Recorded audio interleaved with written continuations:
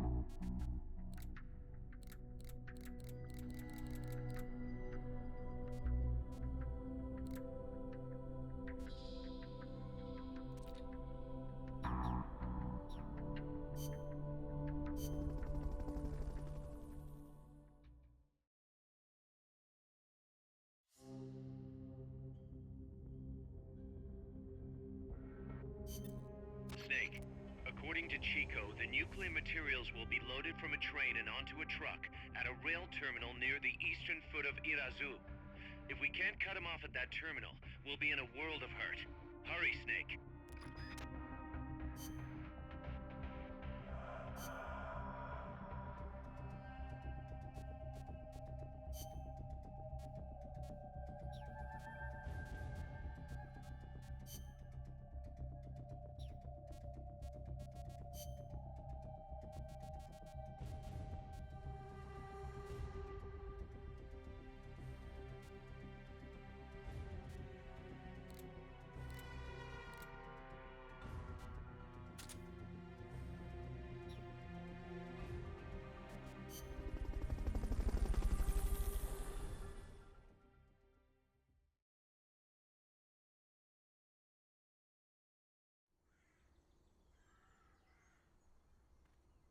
The train terminal is on the other side of the coffee factory. Head for the factory first. To get to the coffee factory, you'll first need to backtrack to the fork in the road.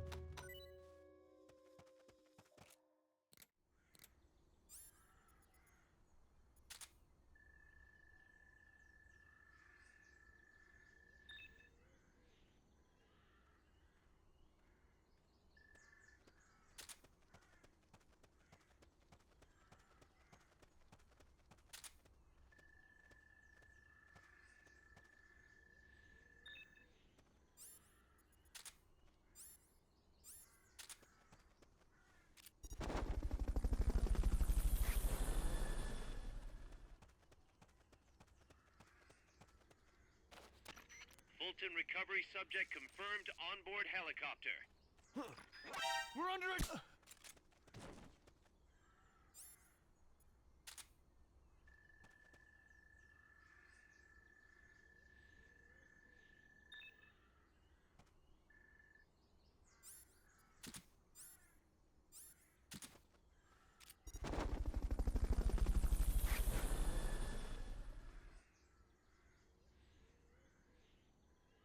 Fulton recovery helicopter is complete.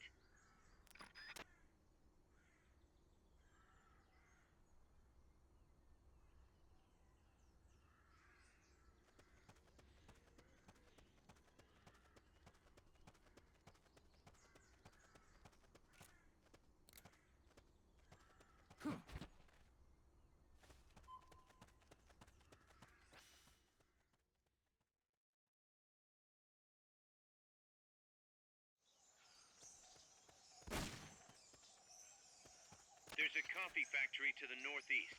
Beyond that is a train terminal.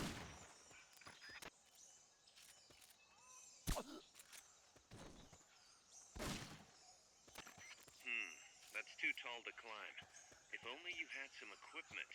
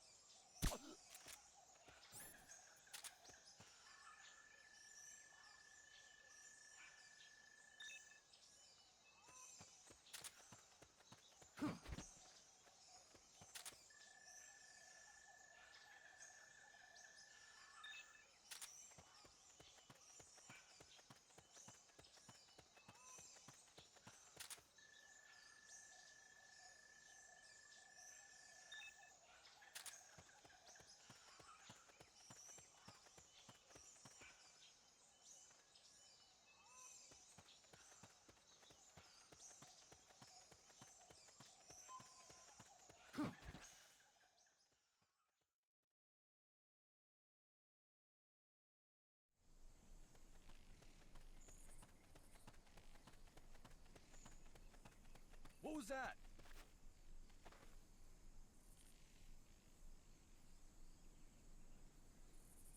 I'm seeing things.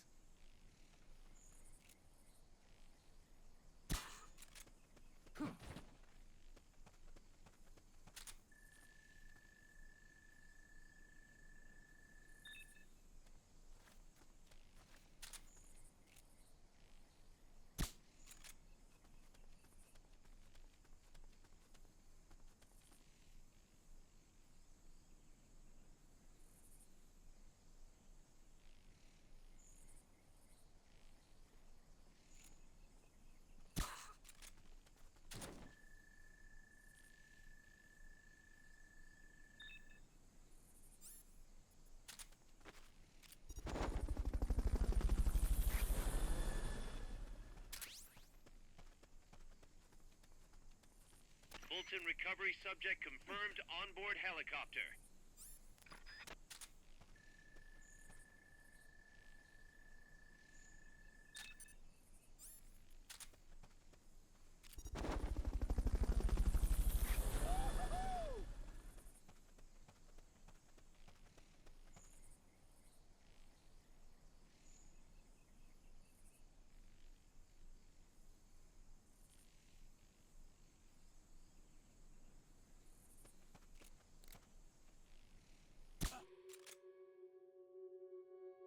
Someone attacking?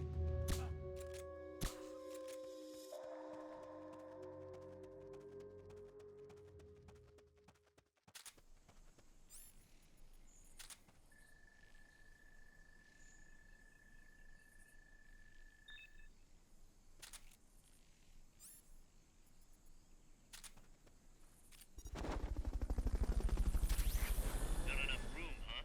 We'll keep it here at the base. What was... Huh? I think I see someone.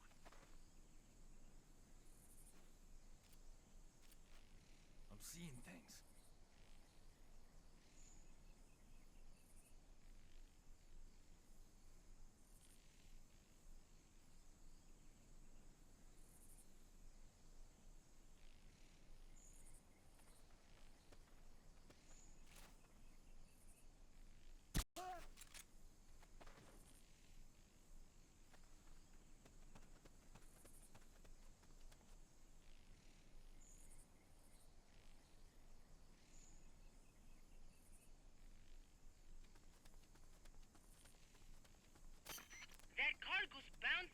terminal en el Caldalso. It has to be. Nice to meet you. I'm Kit.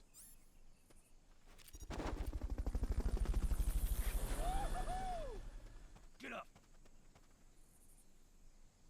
Fulton recovery helicopter is complete.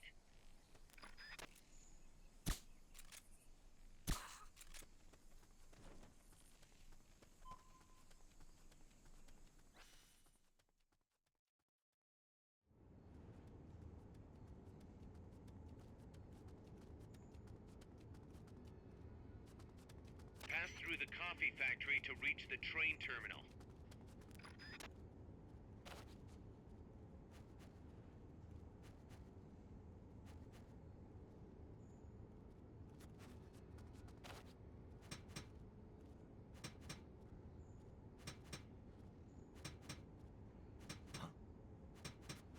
What was that noise?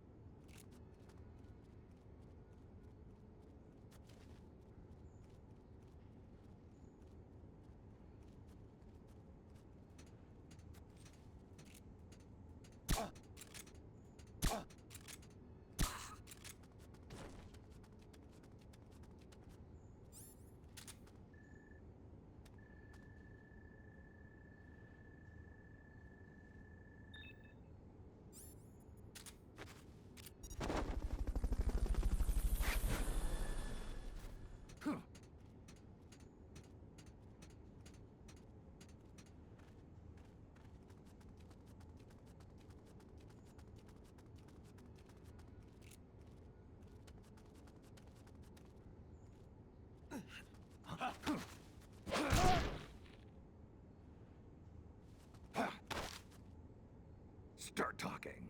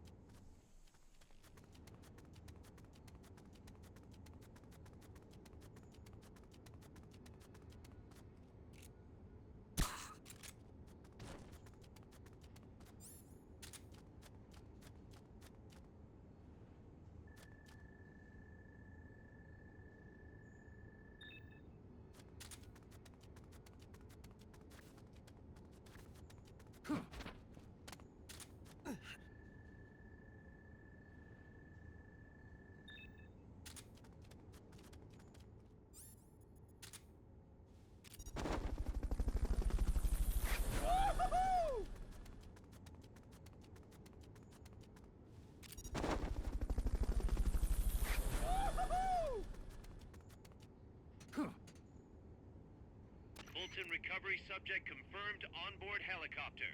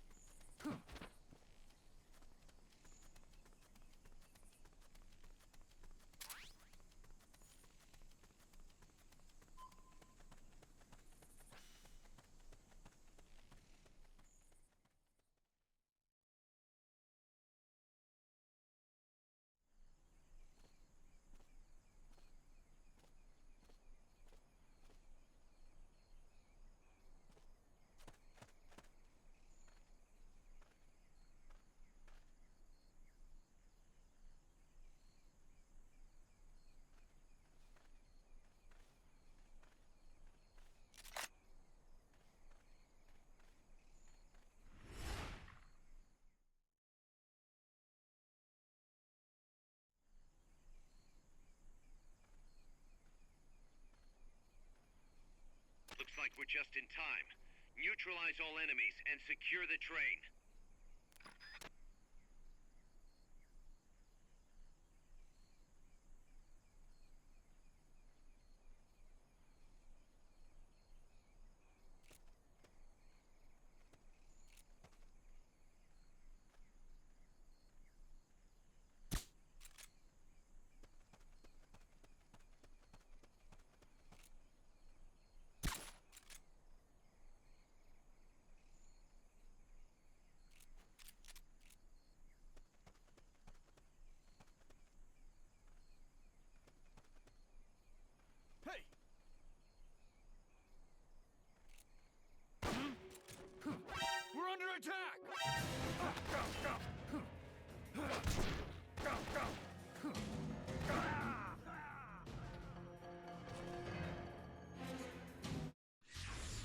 What's going on, Snake?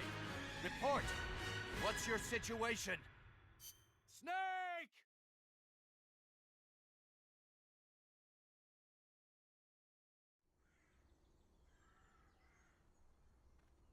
The train terminal is on the other side of the coffee factory. Head for the factory first.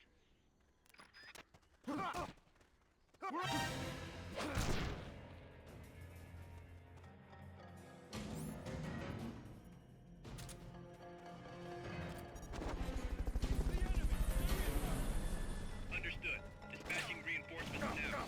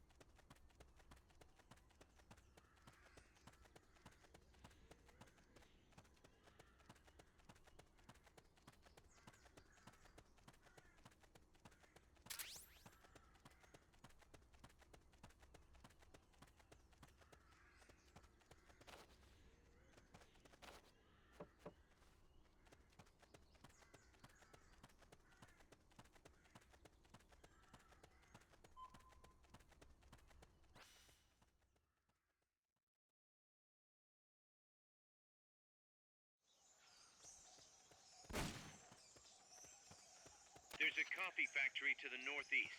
Beyond that is a train terminal.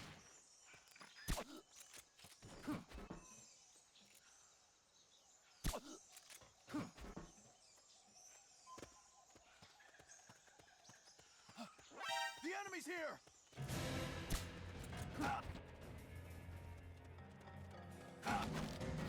Start talking.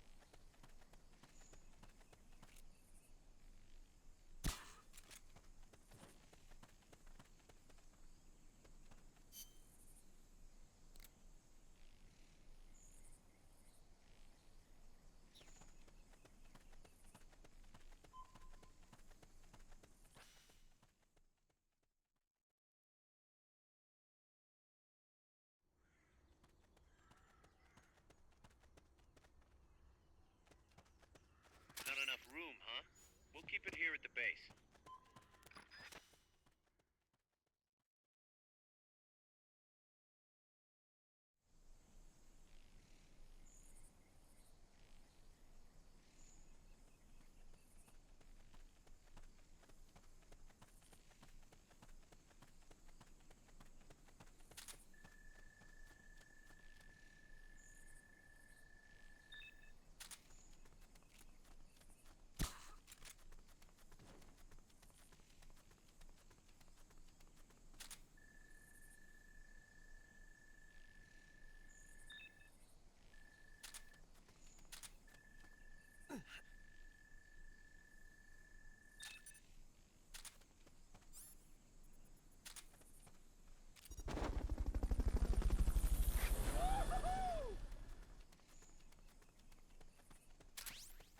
Fulton recovery subject confirmed onboard helicopter.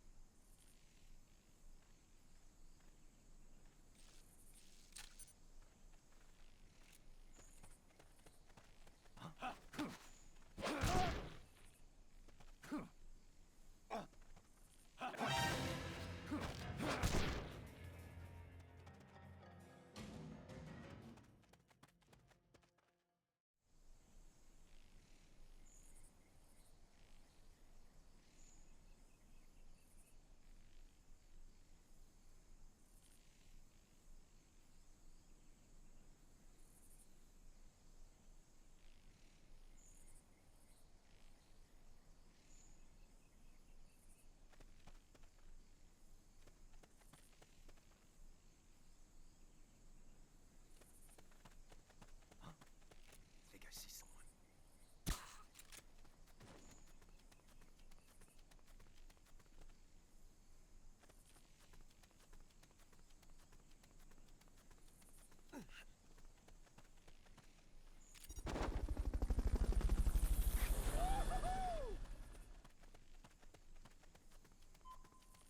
Fulton recovery helicopter is complete.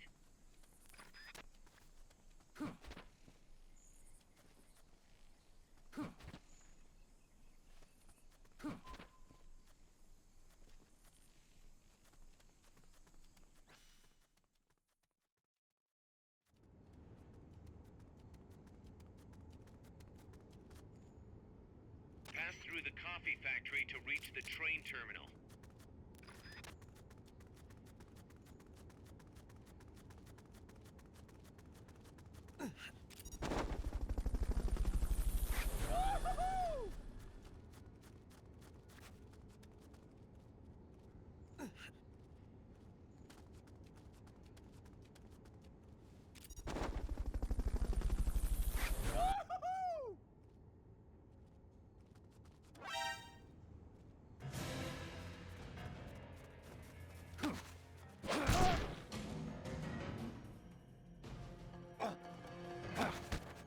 Start talking. Understood. Dispatching reinforcements now.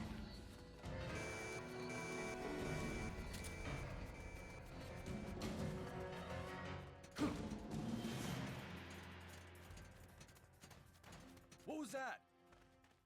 Huh?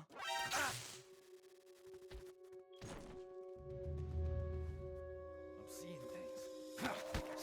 Start talking.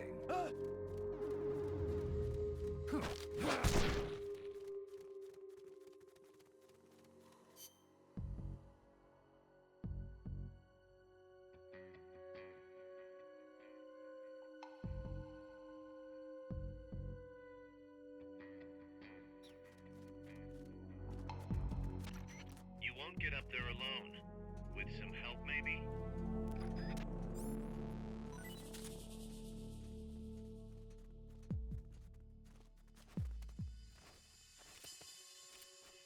I'm seeing things.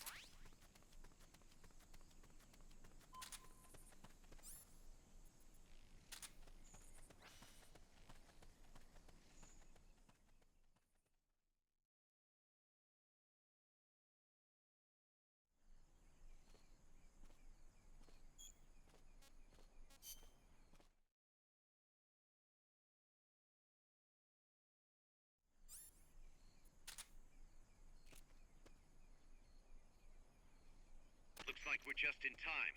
Neutralize all enemies and secure the train.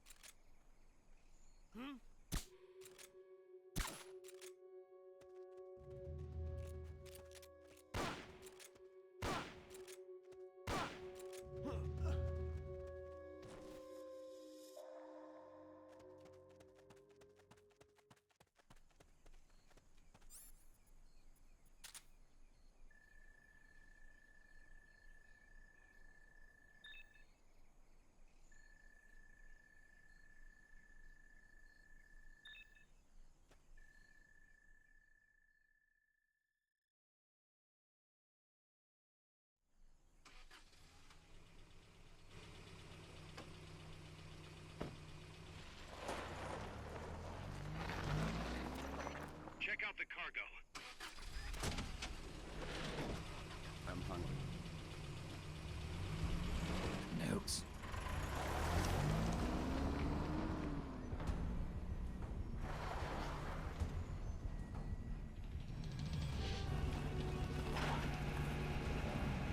Israelisches Shiro-Akayuki.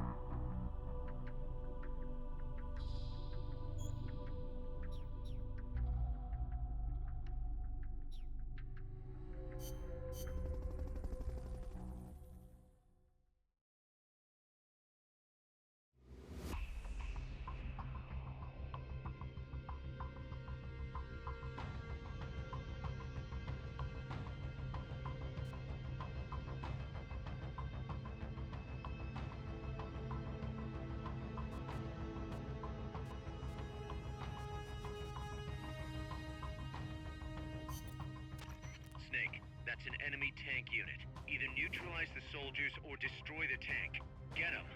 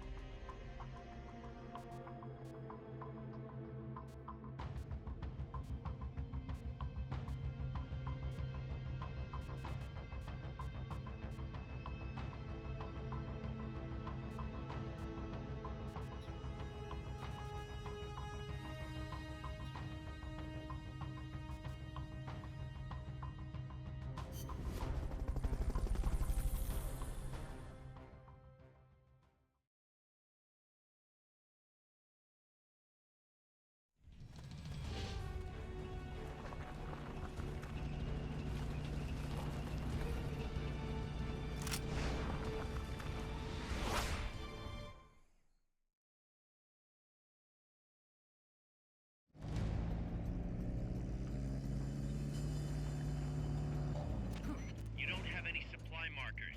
Are you gonna have enough ammo? Maybe you should pull back and reorganize things first.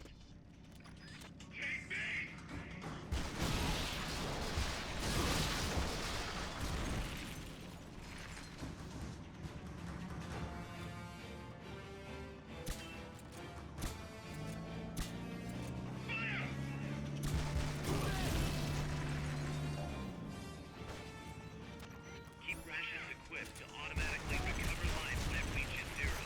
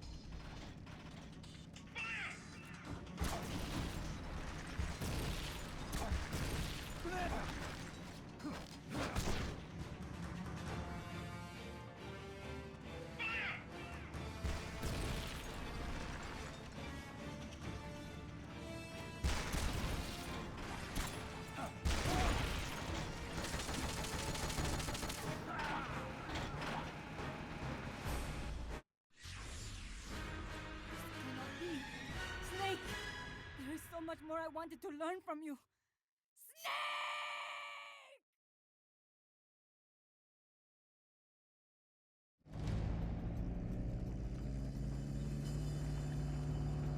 You don't have any supply markers. Are you gonna have enough ammo? Maybe you should pull back and reorganize things first.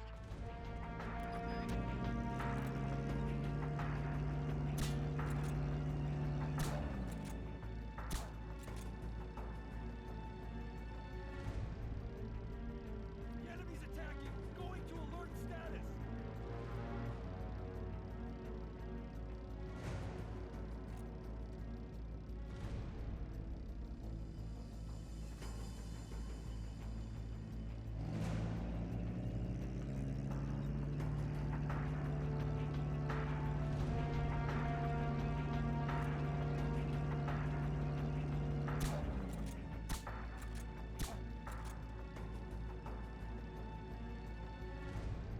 What's that?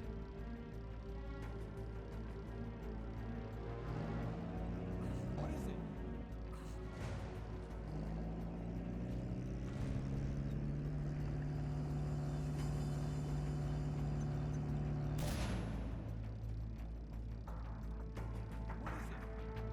Enemies close by! Enemy sighted! Engaging now!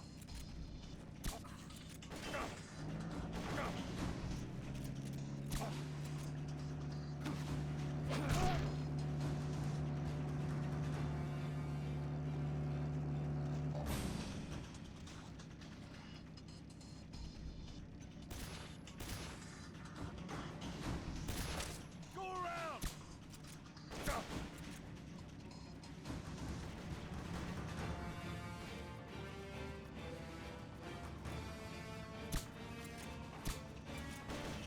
Move in!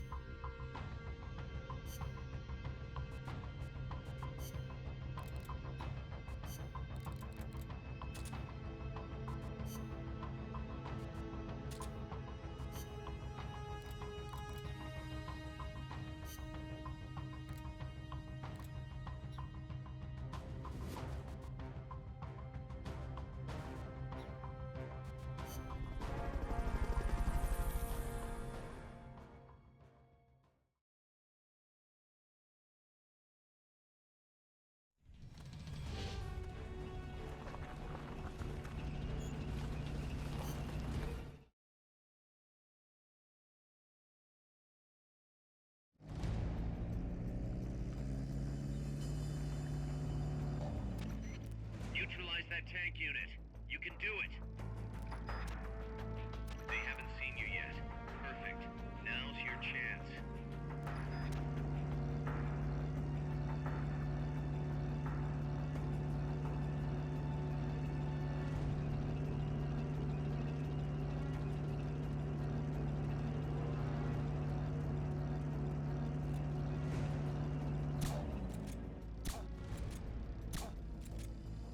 Who's that? What is it?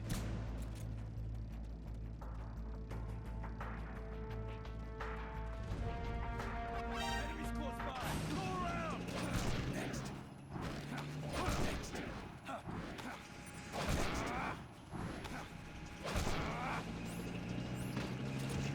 How are you going to be?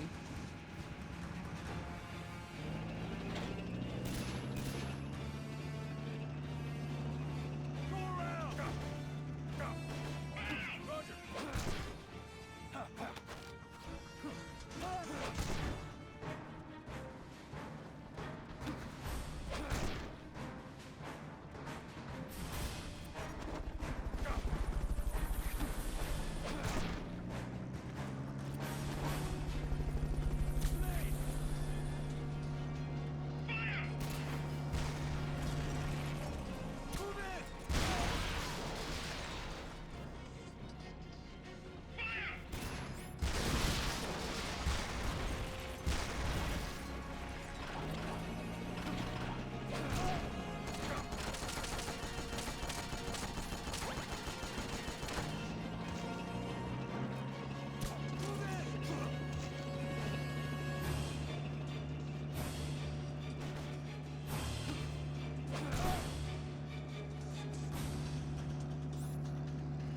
Move in! Roger! Armed and ready! This one takes a punch! Take big!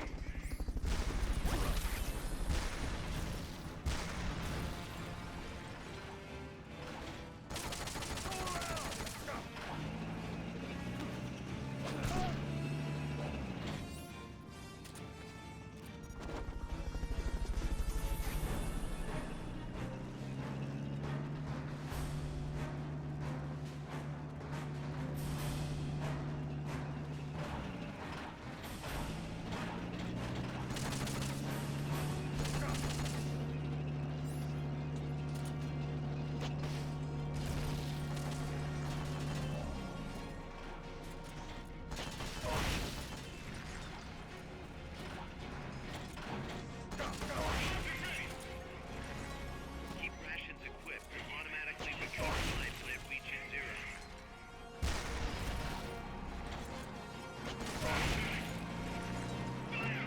That's gotta be the leader. Can you take him down?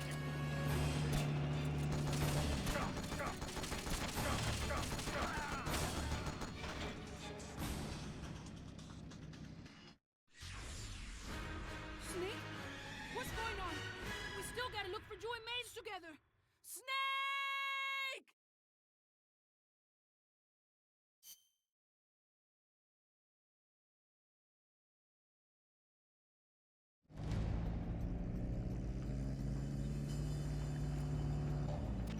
Don't worry about the tank. Just focus on the troops. They haven't seen you yet. Perfect. Now's your chance. Main cannon ready to fire! Take base!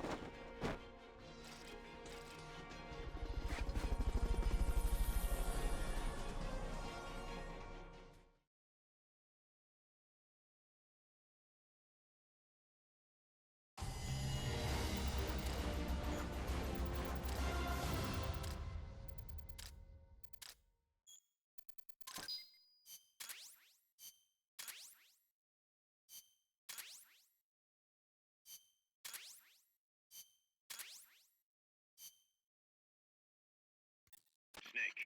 The truck is headed up the mountain road past the tunnel. So it was nukes after all. What now? Their main base is up ahead. I better hurry after them then. But, Kaz, if I don't get moving, it'll be too late. all right. I guess you never did let dangerous assignments or risk aversion get in your way. How do I get inside the mountain? I can forget about the tunnel. Yeah, the tank took care of that.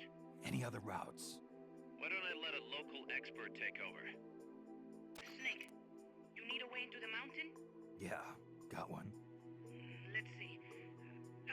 Do you remember that precinct I was in? In the village, right? Right. Go back to the village and head north. There is a bridge that connects to the mountain road. It crosses over a gorge. That's probably the best way. But there is a little problem. The path heading north from the village is barricaded. You might have to break through.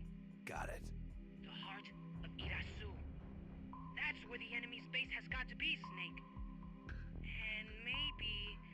Let me guess. The Basilisco. You don't believe me, do you? No, I mean, we'll have to see. Snake, Irazu features a number of crater lakes.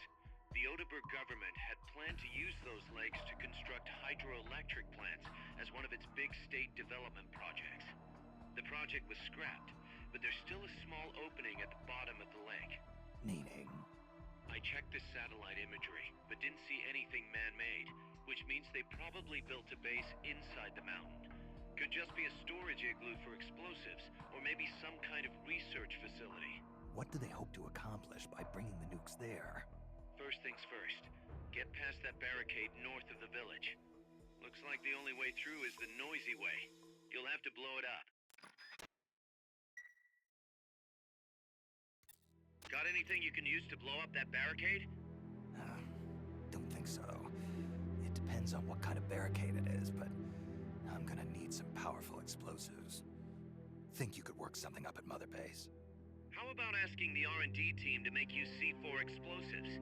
If we don't have enough manpower, you'll have to go find some somewhere. But first, see what we've got going on at Mother Base, Snake.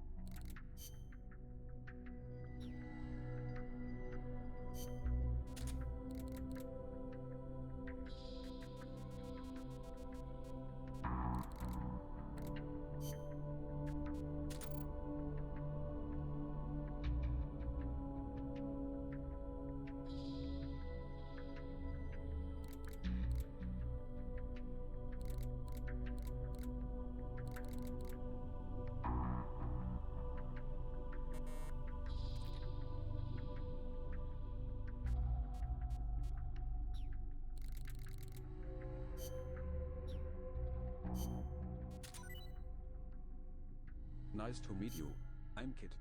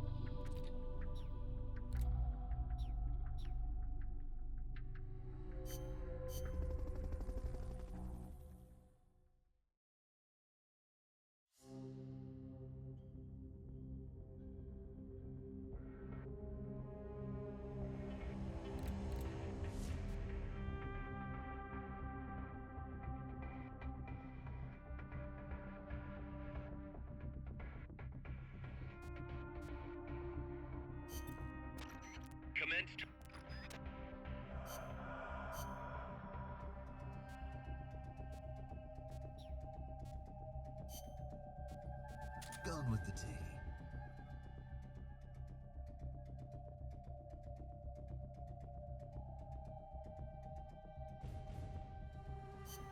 Going with the tea.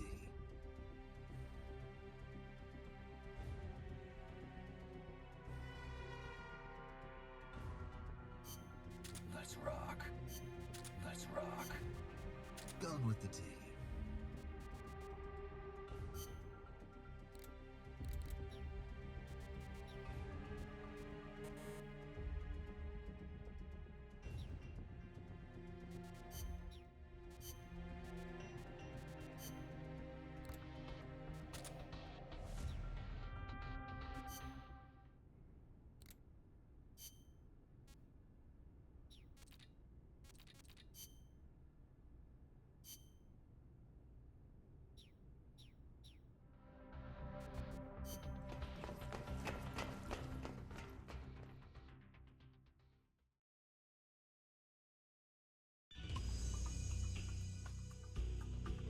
This is a kill house.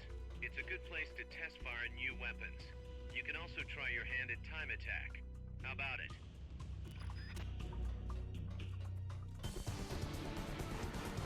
Training exercise complete.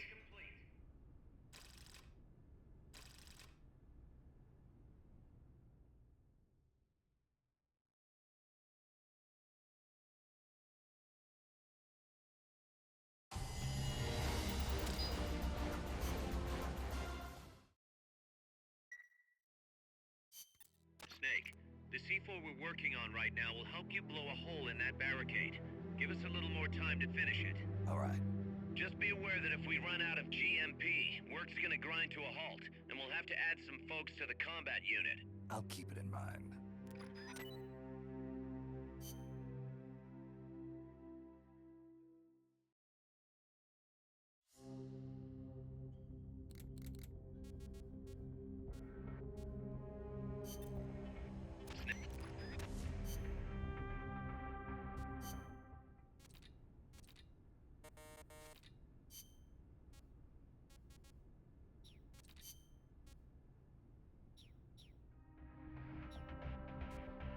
Snake.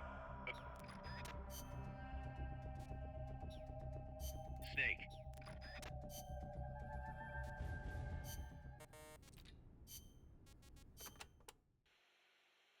La CIA has taken control of this coffee factory too, all to produce its drugs. It was famous once for its fine beans. Cafe tal aroma encantado.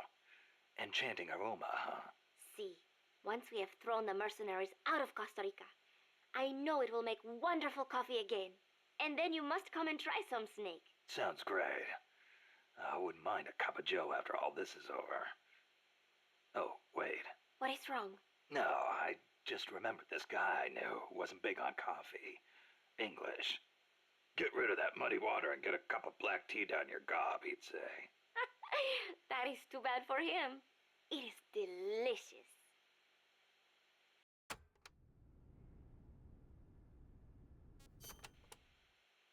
As I said before, building railroads in Costa Rica was a dangerous job. A lot of men died, and sometimes they stopped work altogether. This is one of those places. They had to cut through steep terrain, so when they finally made it through, they just built the rail terminal right there. And that is why they named it El Cadalso.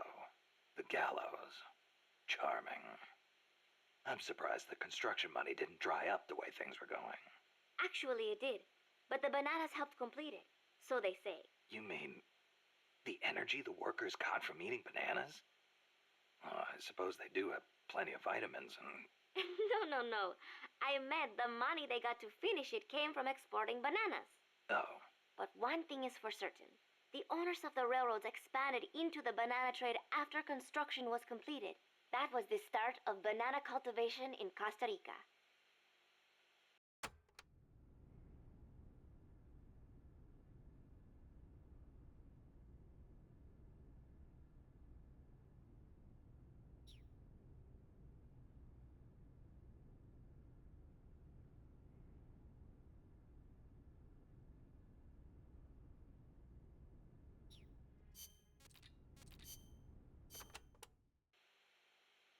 Amanda, do you know the way to the rail terminal? Remember the locomotive by the fork in the road before the village? Yeah, back in the jungle. Follow the train tracks from there, and you'll come to the terminal.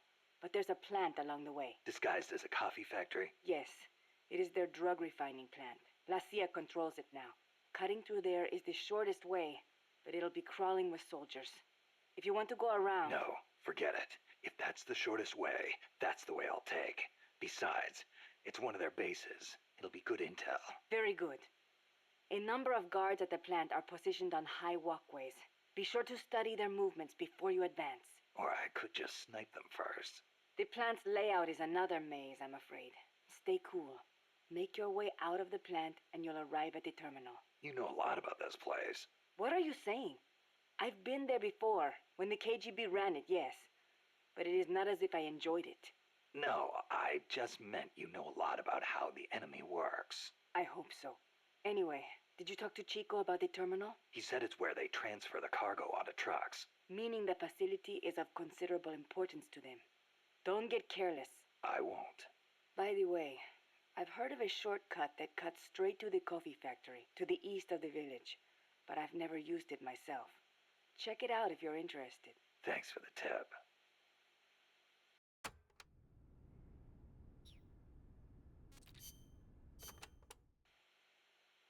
The supply staging point is at the eastern foot of Irasu. There's a rail terminal there. They'll probably transfer the nuke from the train onto a truck. Gotcha. I'll have to catch them while they're moving the cargo. But you might run into El Basilisco. Keep your eyes peeled, Snake. An 80-foot-tall walking behemoth. The CIA's new weapon? Could be. Too bad it's not actually a dinosaur.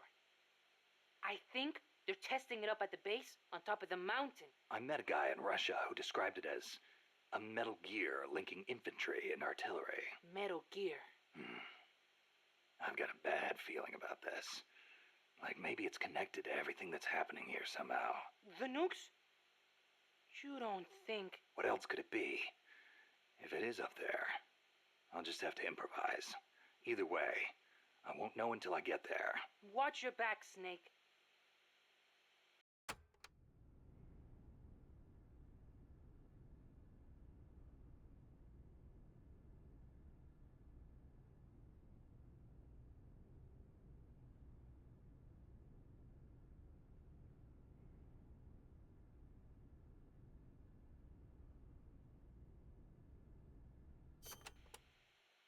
The supply... Snake, that's an enemy.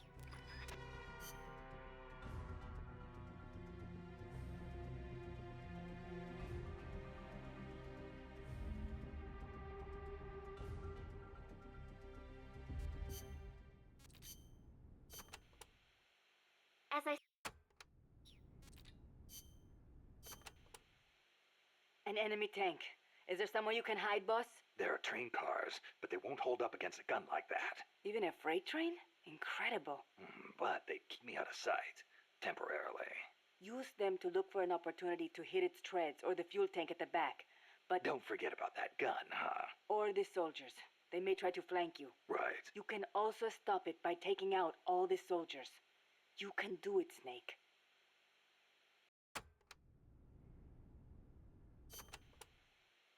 An enemy...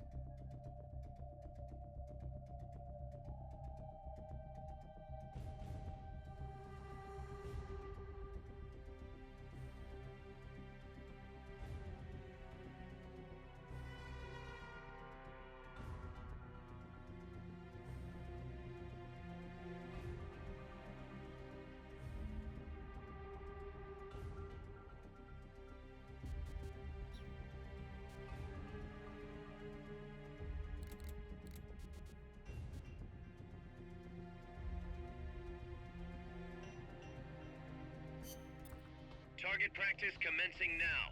Shoot all the targets in the shooting range. When the timer reaches 0, the exercise is over.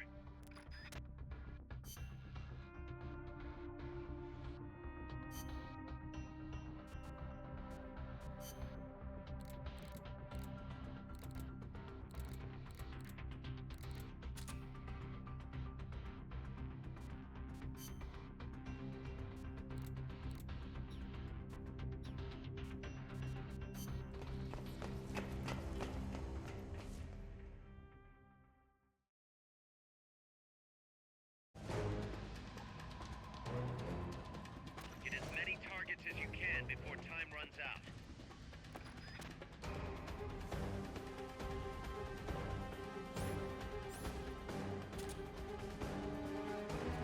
Commence target practice.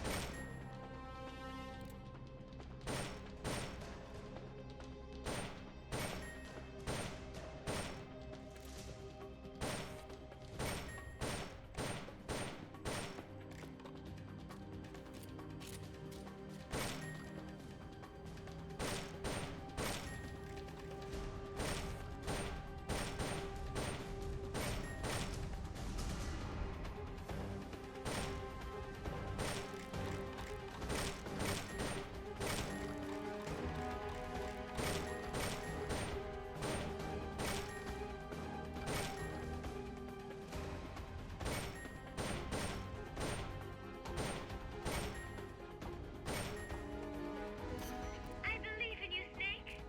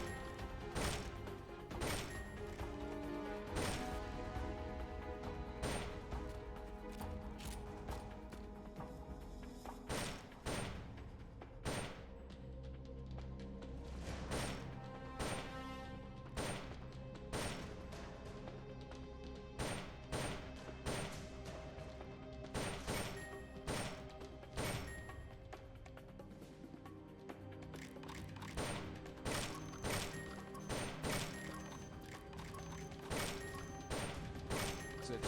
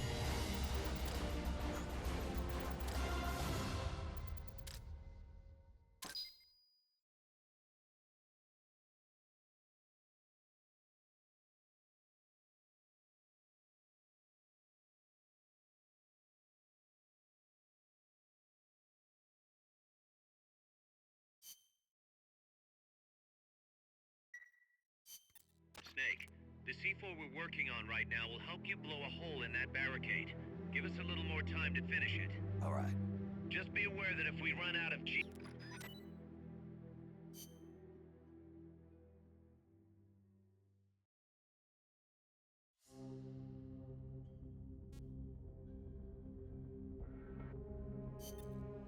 Practice.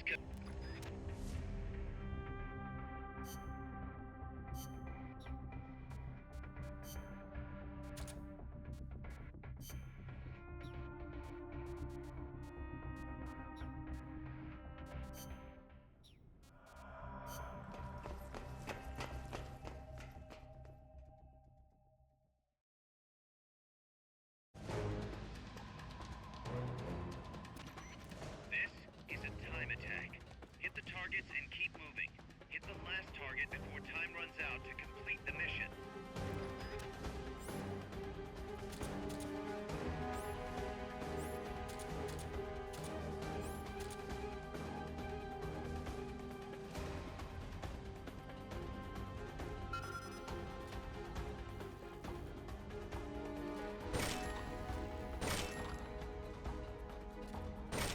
Nice. You hit all the targets in your booth.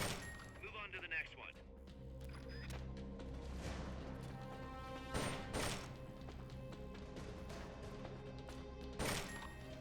Nice. You hit all the targets in your booth. Move on to the next one.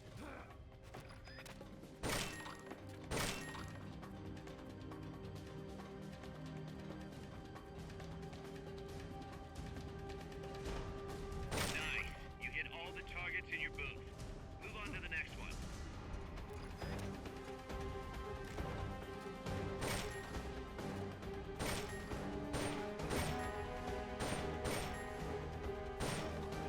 Nice. You hit all the targets in your booth. Move on to the next one.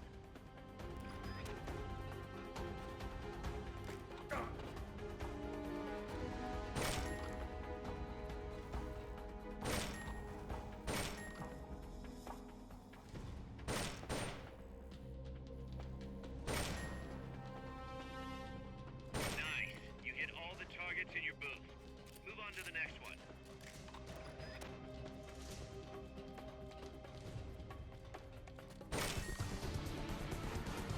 Training exercise complete.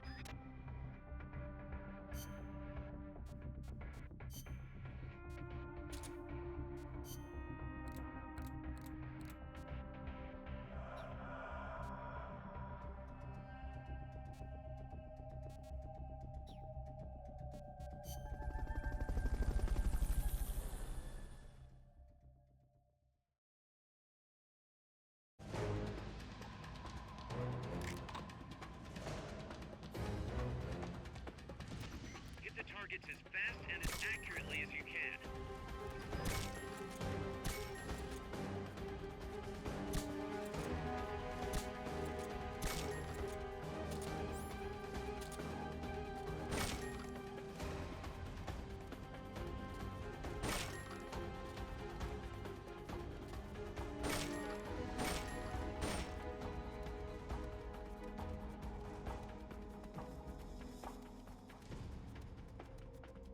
You won't get up there alone. With some help, maybe?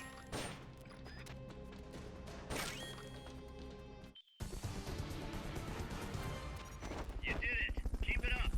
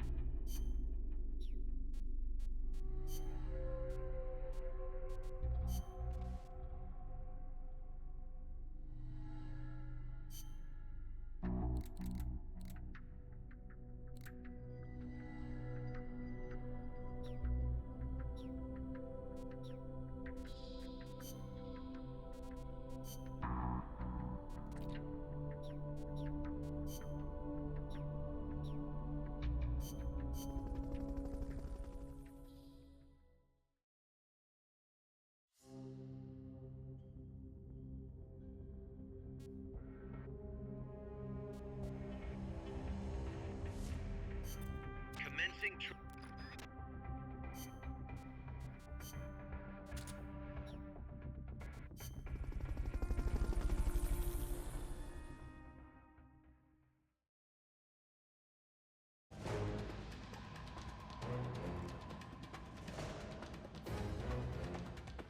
Hit the targets as fast and as accurately as you can.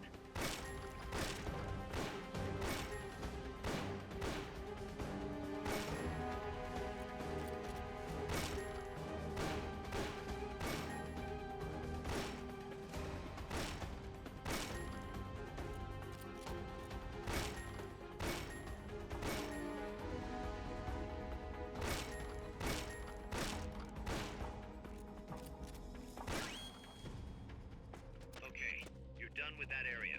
Head for the goal. You did it! Keep it up!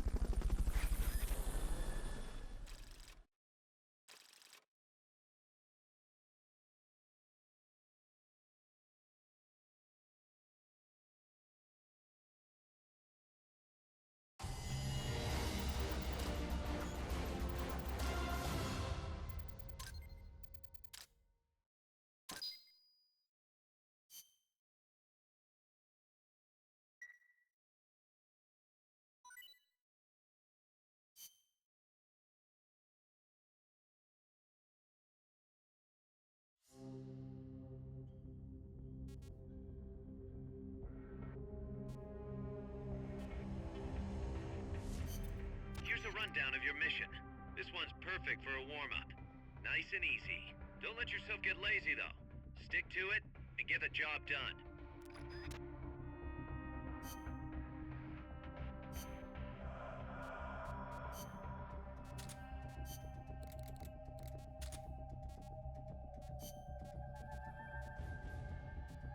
Survival.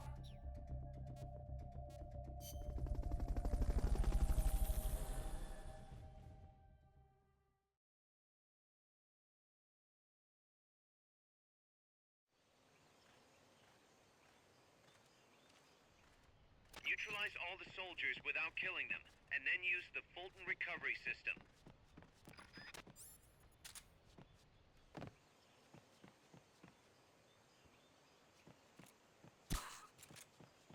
Who's that?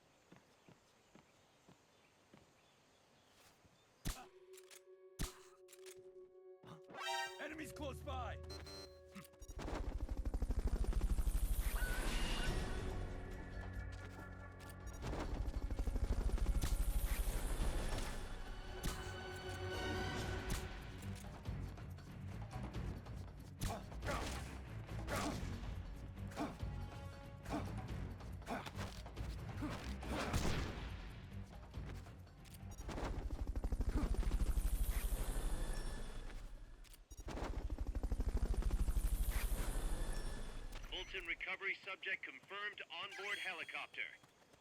Head for the recovery zone. We'll pick you up there.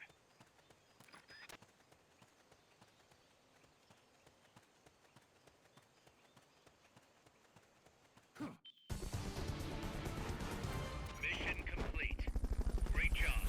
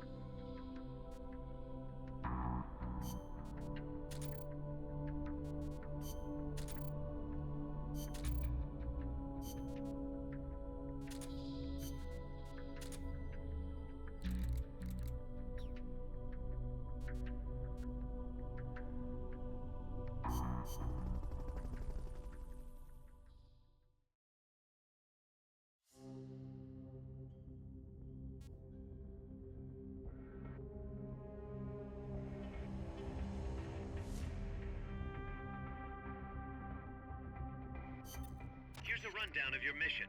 This one's perfect for a warm-up. Nice and easy. Don't let yourself get lazy, though. Stick to it and get the job done.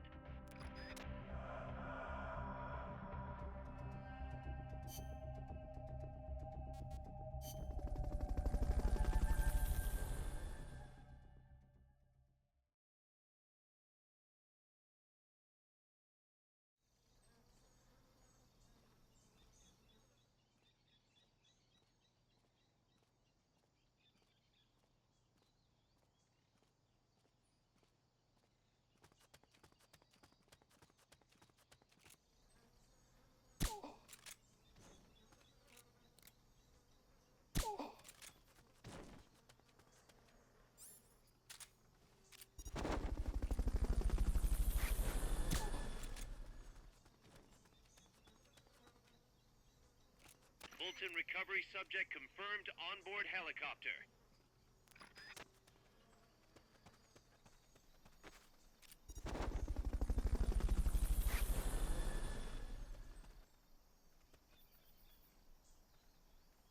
Fulton recovery helicopter is complete.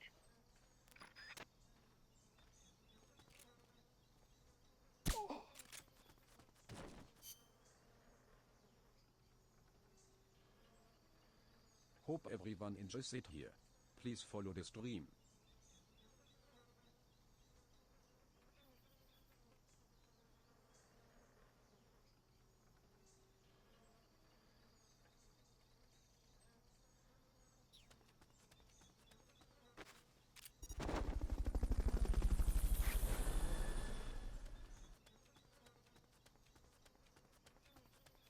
Fulton recovery subject confirmed onboard helicopter.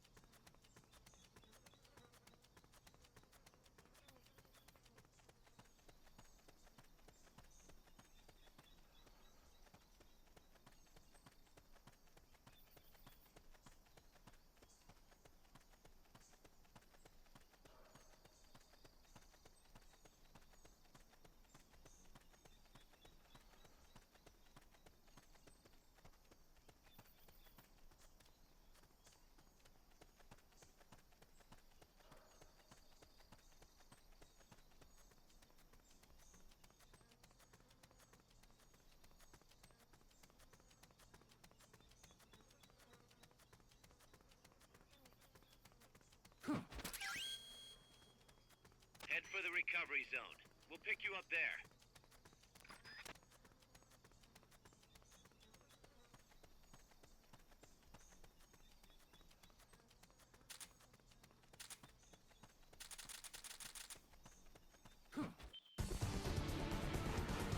Mission complete. Great job.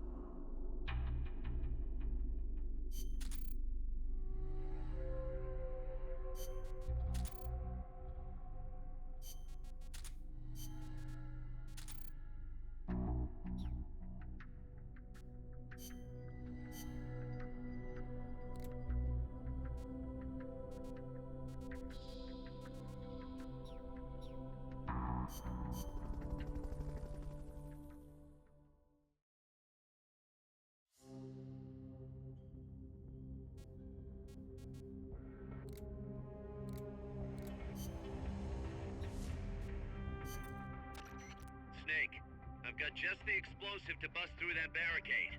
C4. We finished developing C4 charges. Take some with you.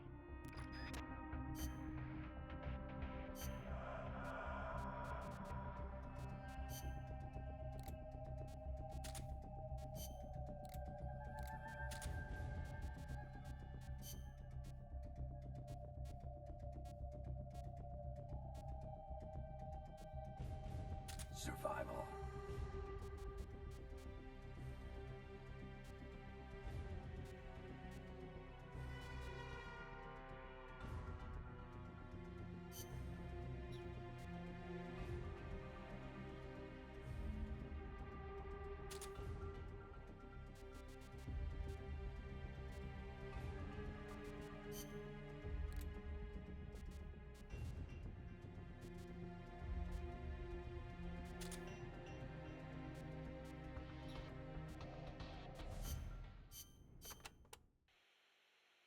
To destroy the barricade north of the village, you'll need Composition 4 explosive.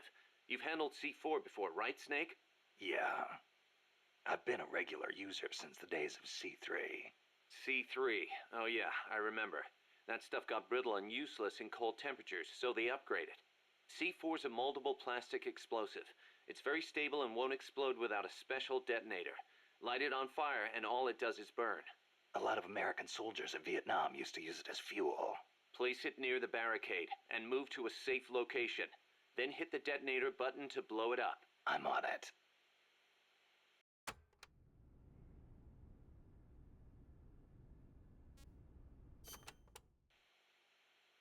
Those giant footprints near the terminal. What do you think they were, Cuz? It beats me. They're way too big, even for an elephant. Made me think of that basilisco Chico was talking about. Hope it's not for real. Same here.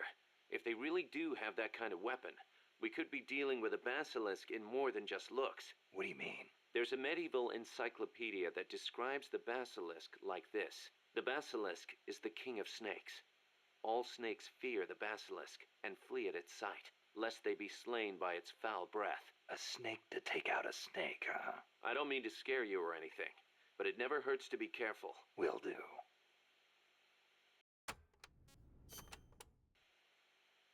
When the enemy spots you and goes on alert, they may call in a backup strike team. These assault teams are heavily armed, well-trained, and highly dangerous. Amanda's crew calls them commandos. Unlike the patrolmen, these guys will actively, relentlessly track and hunt you down like hounds. Hounds to hunt a former foxhound. Bring it on. They won't give up easily even if they lose sight of you. They'll clear out any likely hiding places they come across. So don't get too comfy in one spot, or you might get caught again. Keep your eyes fixed on them and what they're doing. Also, be aware that commando gear includes body armor, so don't think you can deal with them by going in guns blazing. All I've got to do is find an exposed weak point, and... Exactly.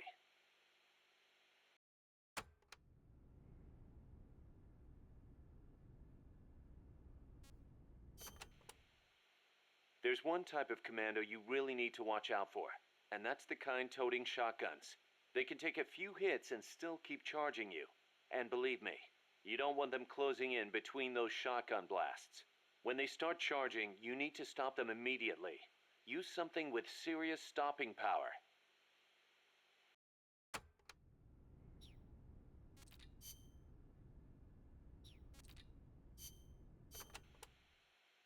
Amanda, do I have to take the fork in the road back to the village? People say there is a shortcut. Go back to the coffee factory entrance, then follow the path on the right. That will take you straight to the village. They may have increased security in that area, though. Not surprising after what happened with the tank. What do I do once I'm back at the village? Destroy the barricade at the north side. From there, you can reconnect with the transport route. I'll need C4 for that. The explosion will bring everyone running, too. There's probably gonna be a fight, one way or the other.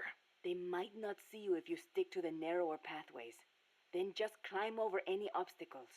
Don't let your guard down after taking out the barricade either.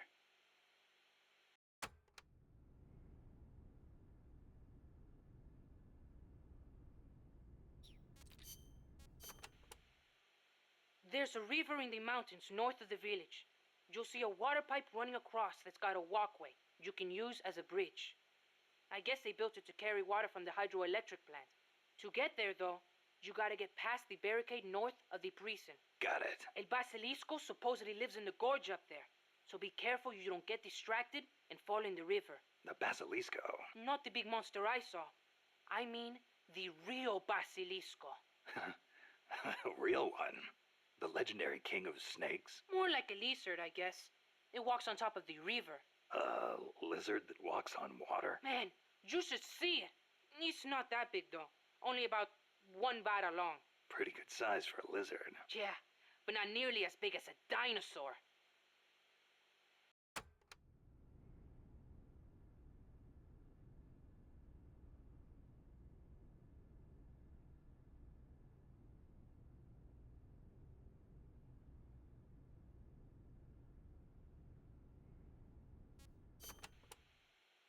So there's a real Basilisco that lives in the river? I'm only saying I heard stories from people who said they saw it.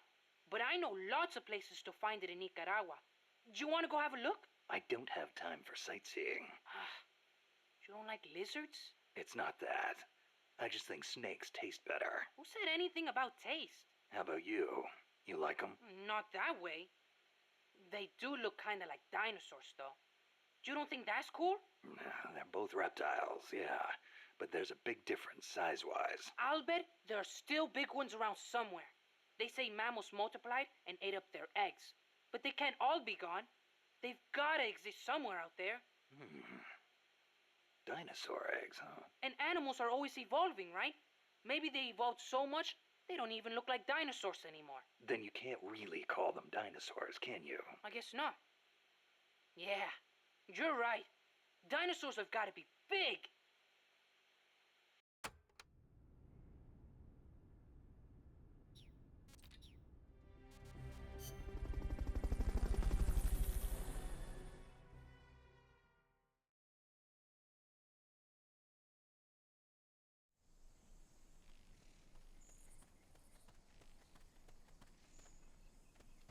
Go back to the prison camp. It's in the village where they were holding Chico.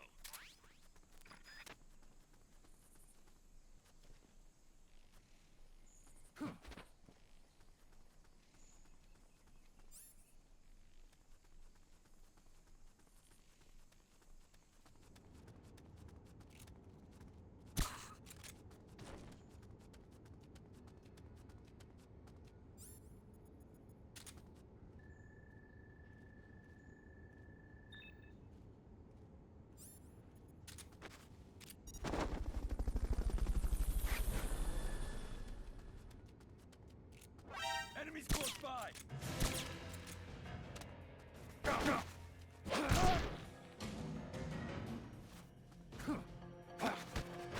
Start talking.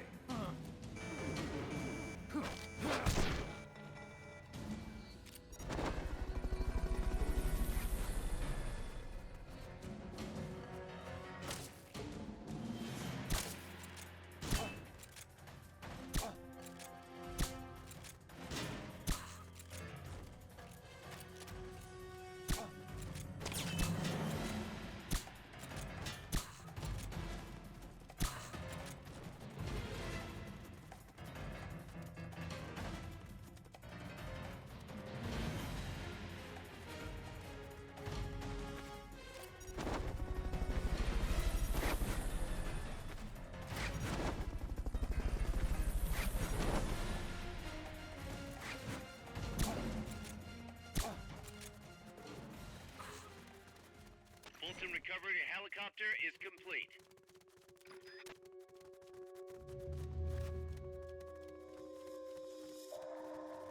Enemies close by! Over here!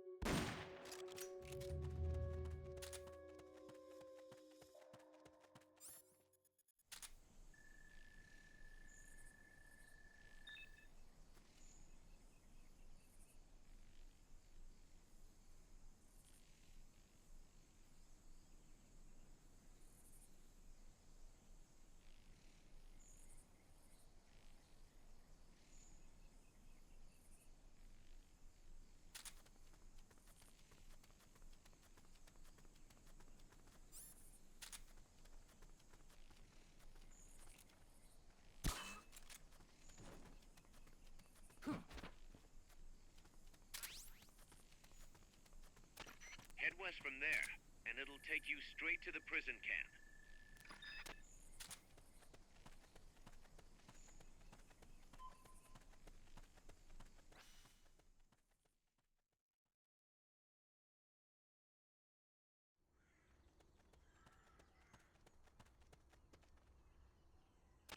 If you cut across the prison camp, you'll find a gate leading north.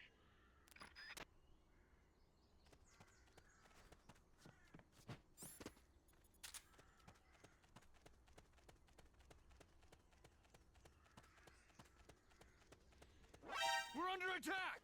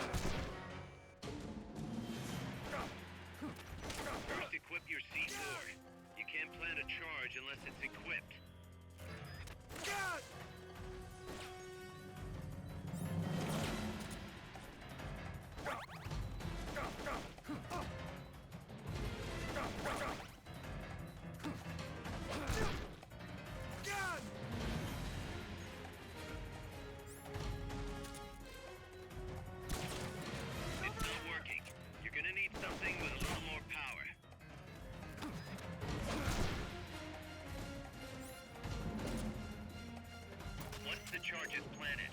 Press the attack button without aiming to detonate it. Good work, Snake.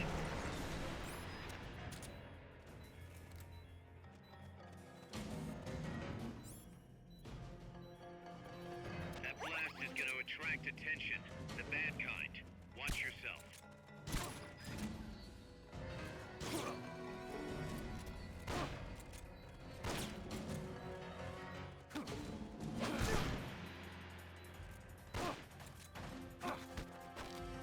Start talking.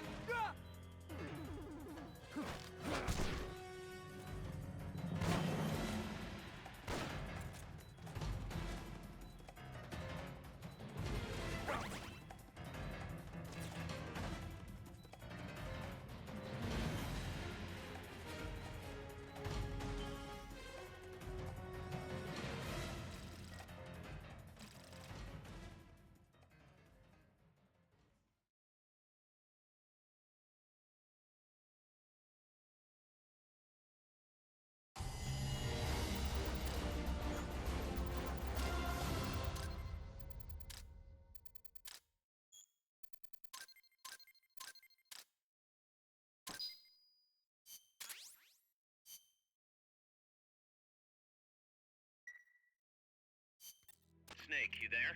Yeah, what's up? You've got to talk to Amanda. What happened? She wants to leave sickbay and get back on the battlefield, but she's not fully healed. She's still in crutches. Who'd be crazy enough to try and fight like that? You have to talk some sense into her. Is she with you right now? No, she's in sickbay. She keeps shouting about how she doesn't want to be there. She won't shut up about it. She's driving me... Let her go. What? If that's what she wants, let her go. I'm really not in the mood for jokes, Snake. I'm serious. Let her go. Why? So she can come back in a body bag? I'm really not in the mood for jokes, Kaz. What are you talking about? Amanda isn't the type to just sit around in sickbay. She has a sense of duty. Her purpose in life is to fight. The battlefield isn't just the best thing for her, it's the best thing for her compass, too. She'll be a huge morale boost that can only benefit MSF. You think so? You're good at fighting, Kaz. One of the best. But you've got a lot to learn when it comes to people. So, where should I be? I'll think it over and I'll team for her. Don't worry. She won't let us down. Whatever you say, boss.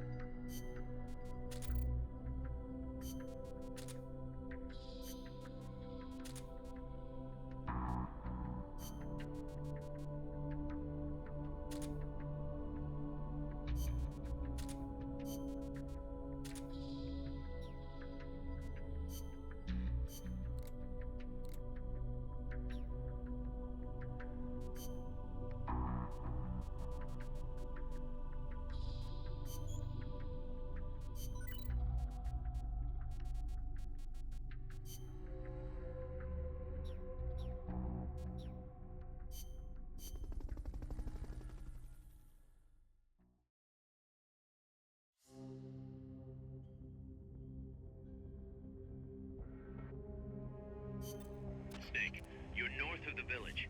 The truck carrying the nukes is heading towards the heart of the mountain. That's its final destination. We've got no intel on what lies beyond, so stay sharp.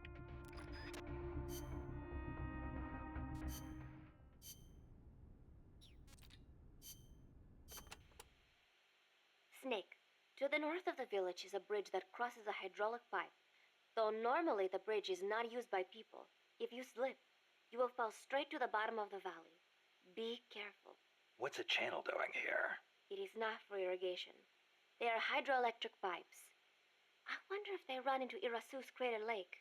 Normally they would build a reservoir at the bottom of the valley, but it was probably too dangerous. Los Cantos means Sword Peak.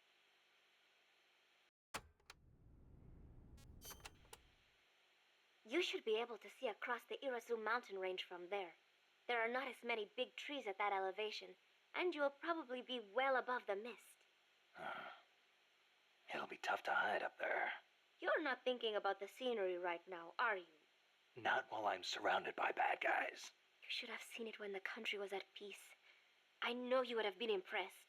Well, that'll be our reward for a successful mission. Sound good? Wonderful. Thank you, Snake. There is an old fort around there. What is it, boss? You sound upset. Well, you see, it was built during the Civil War. Let me guess. Disputes between Costa Rica's political parties escalated into all-out conflict. See, conflict that cost my grandparents their lives. The most senseless sort of war. Countrymen mindlessly slaughtering their own. That fort is a reminder of that senselessness. Sadly ironic, given who's occupying it now. That war was the reason Costa Rica abolished the army. Please, Nick, get them out of our country. I intend to.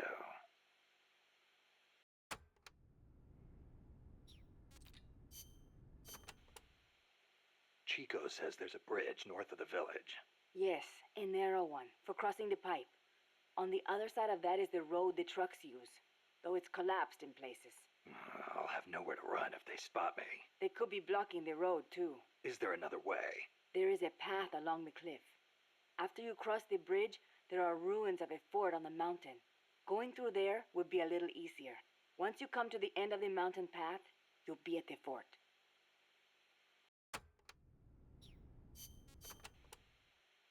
That fort was built during the Civil War. It seems La Cia's troops are occupying it now. This just gets better and better. They've got gun turrets set up all around from the looks of it. Attract too much attention, and you'll really stir up the hornet's nest. Maybe I'll try and find a way around. You could always commandeer one of the turrets. A little target practice, perhaps? Just like in Krasnogorye. Krasno what? Sorry, just thinking about old times.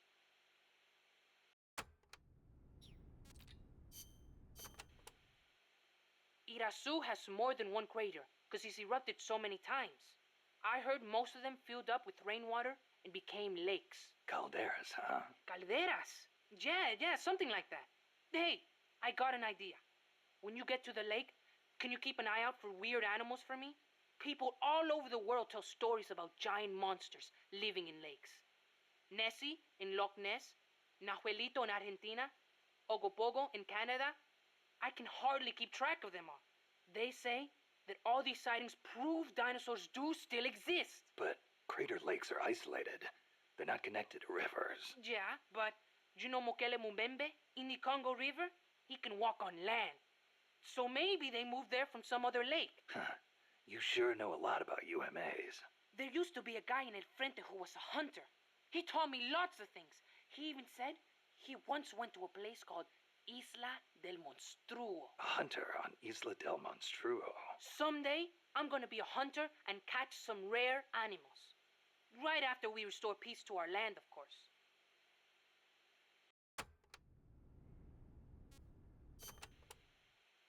Did you ever hear of the Loch Ness Monster? Now that one I know. Pretty much everyone's heard of old Nessie. Great, so I don't have to explain. I think she's a long-lost dinosaur, don't you? Sure. Why not? One of the compas gave me a book about it, with photos. It looks exactly like the plesiosaur. Then why does it only live in Loch Ness? Well, it probably got cut off from the ocean. Back when Loch Ness was part of the ocean, some plesiosaurs became trapped there when the climate changed. There weren't any mammals there, so no natural predators. Today's Nessie is descended from those plesiosaurs. Then wouldn't it make sense for there to be monsters in other lakes with similar climates? Exactly. That's why there's been giant monster sightings in a bunch of other places. Like Nahuelito and Ogopogo. I don't know if there's one in Irazu too, but I know there's definitely something living in Lago Cosipolca.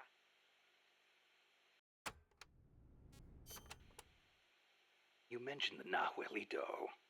What is it? It's a plesiosaur that lives in Lago Nahuel Huapi in Argentina. It's described a little differently, but I'm sure it's basically the same creature as Nessie. Except for one thing.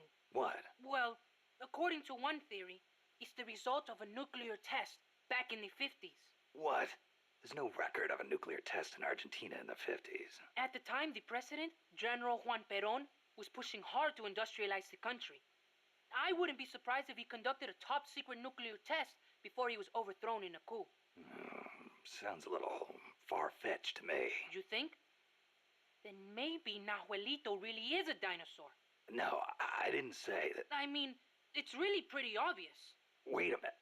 Thanks for clearing that up, boss. Dinosaur.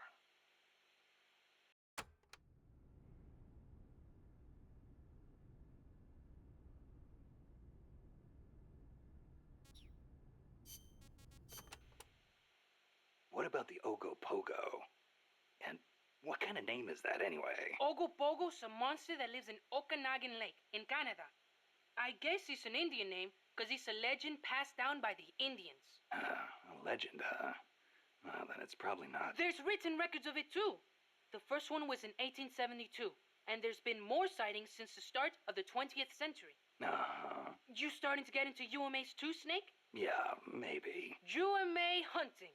Now that's a real man's adventure. What do you say, Snake? After Nicaragua's at peace again, you want to go exploring together? Well, we'll see. Might not be such a bad life.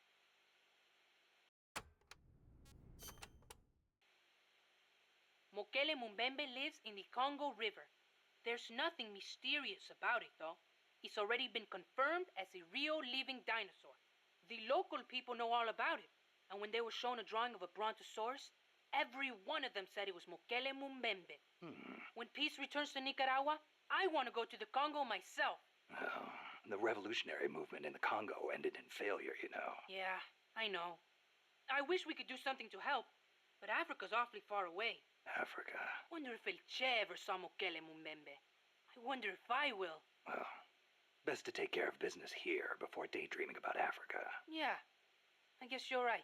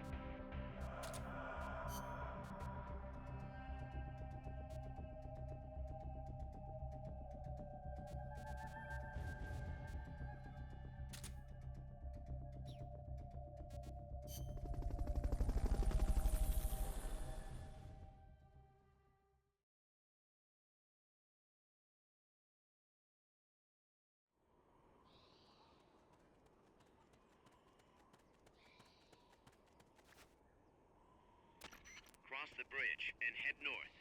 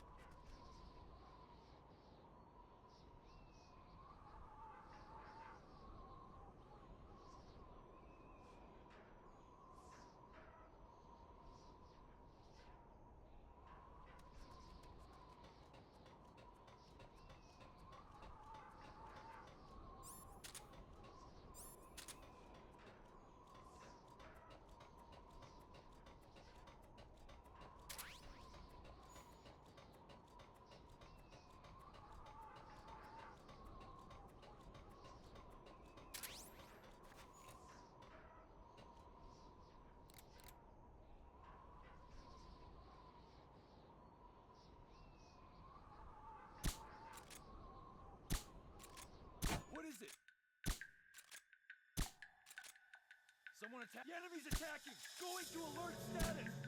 Understood. Dispatching reinforcements. Proceed with extra caution. Get up! Enemies close by!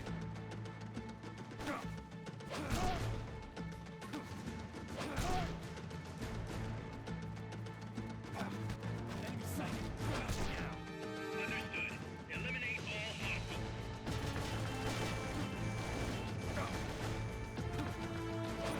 Next!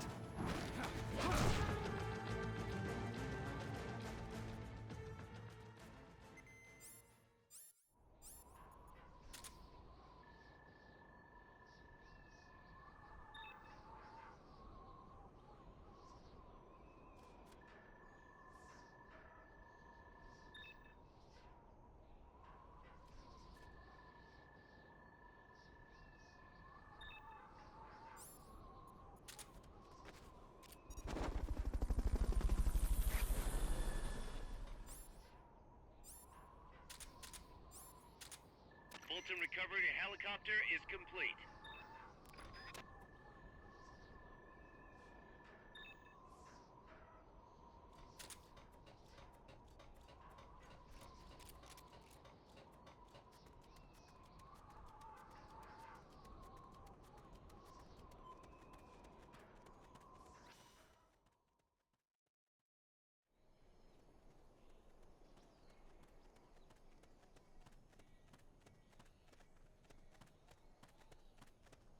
You won't get up there alone. With some help, maybe?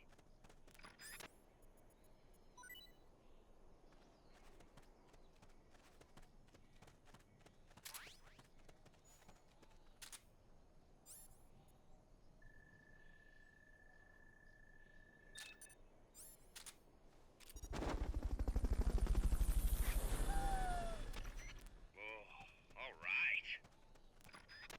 Fulton recovery subject confirmed onboard helicopter.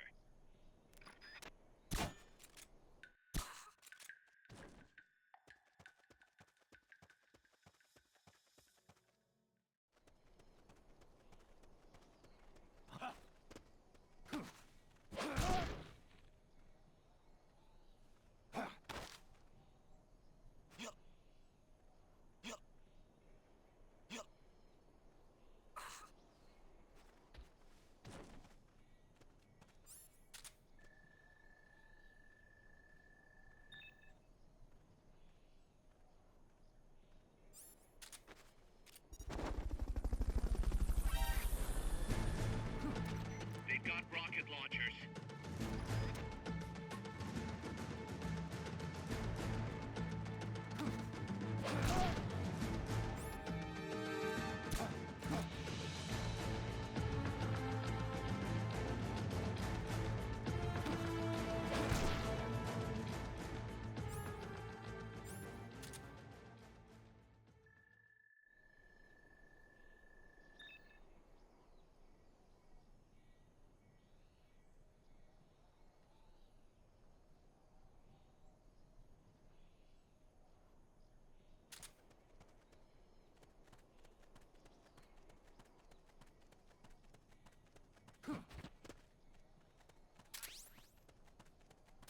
That's a truck route you're on. Their base is up ahead. Move out.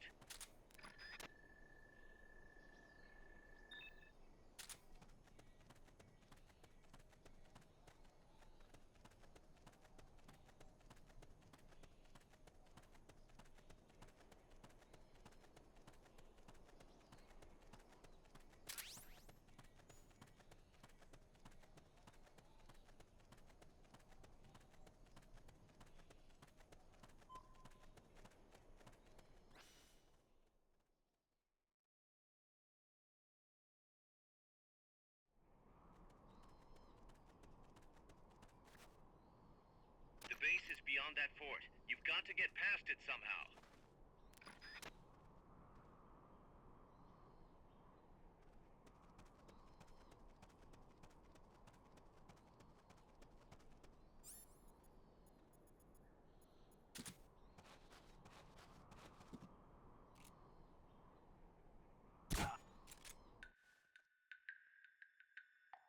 Enemy Enemy attack!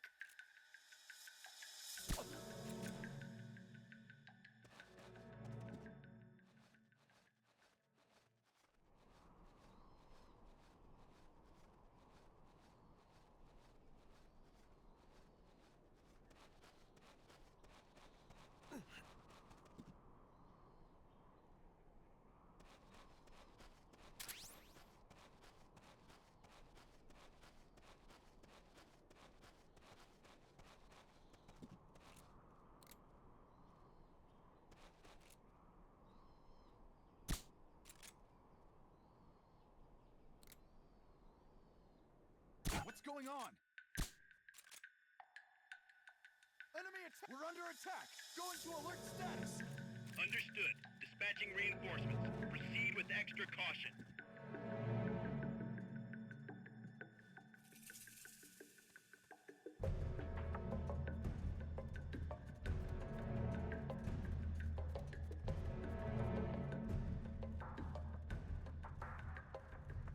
Z.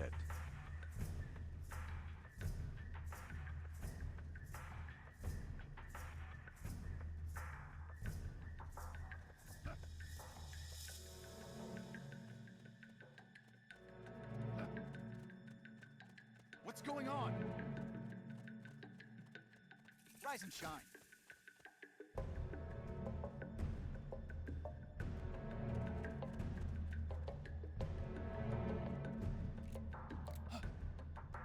Huh?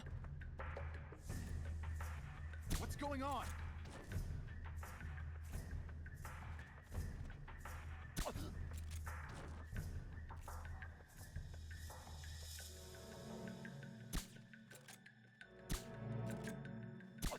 HQ, come in! This is HQ. This is patrol. All clear. Understood. Return to base. Enemy attack!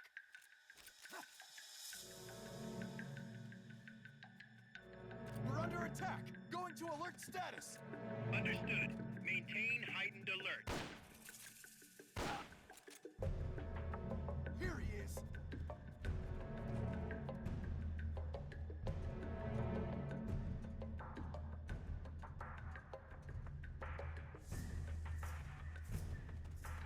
The enemy's here!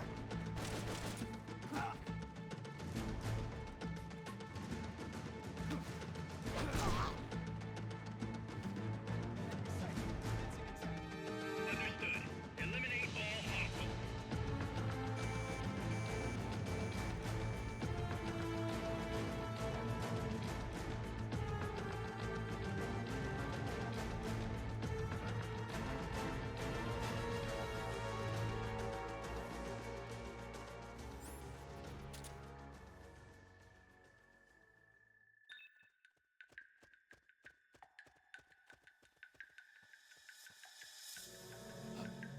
Somebody there?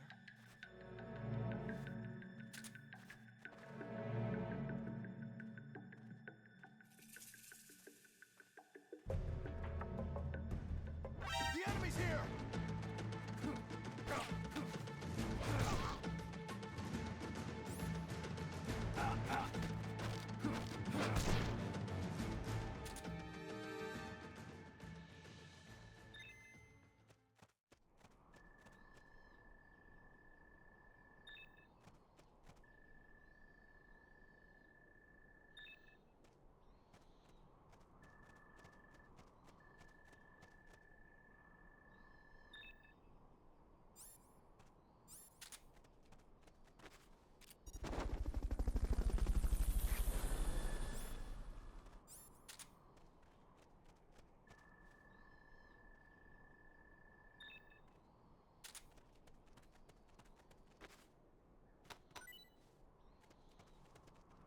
What's going on?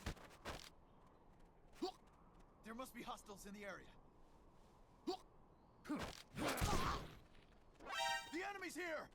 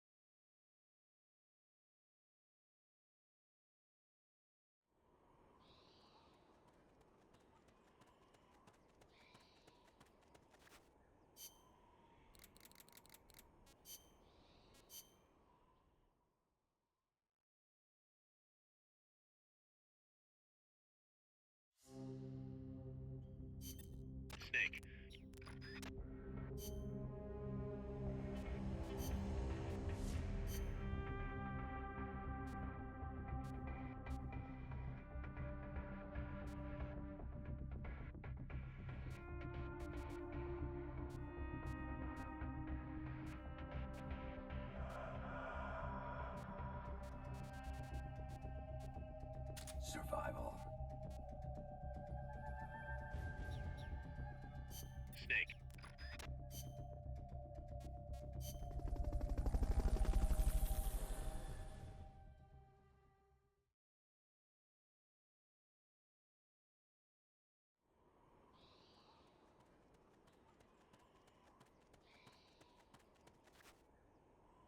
Cross the bridge and head north.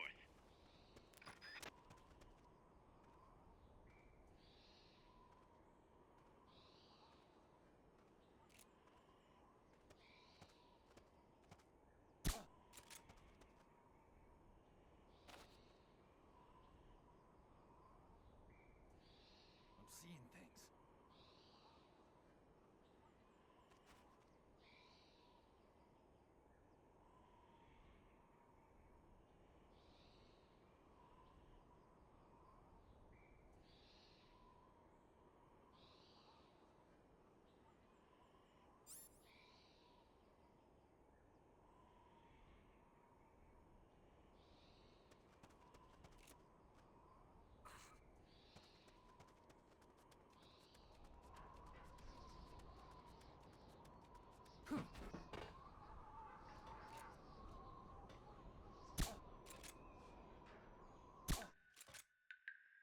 You won't get up there alone. With some help, maybe? The enemy's attacking! Going to alert status! Understood. Dispatching reinforcements. Proceed with extra caution.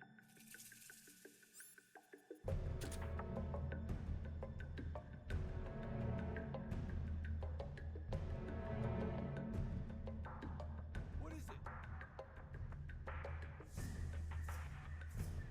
Get up!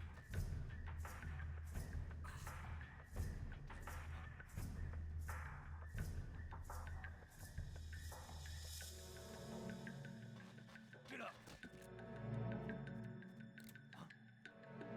What's that?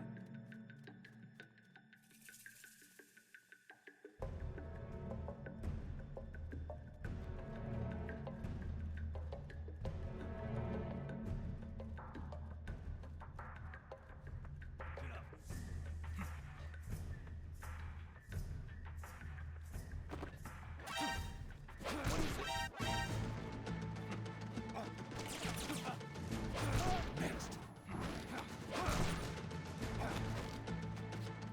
Start talking. Enemy sighted. Engaging now.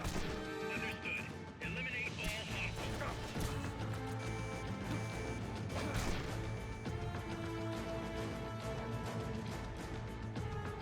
Enemies close by.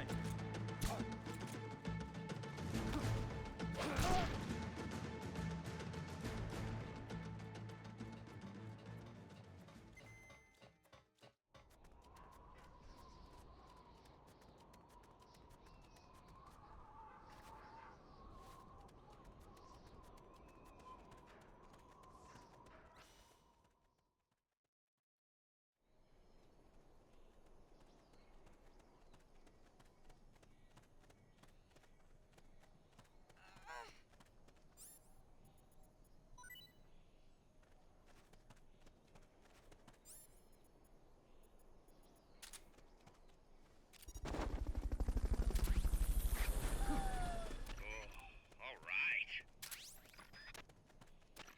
Good. You reached the transport route. Follow it to their base.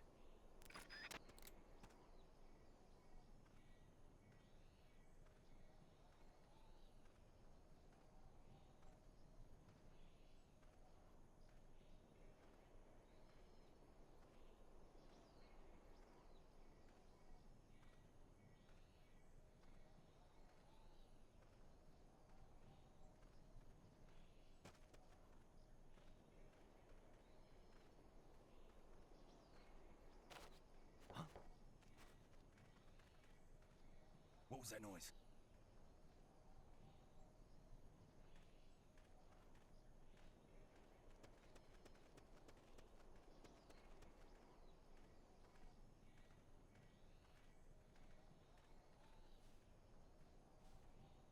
I'm seeing things.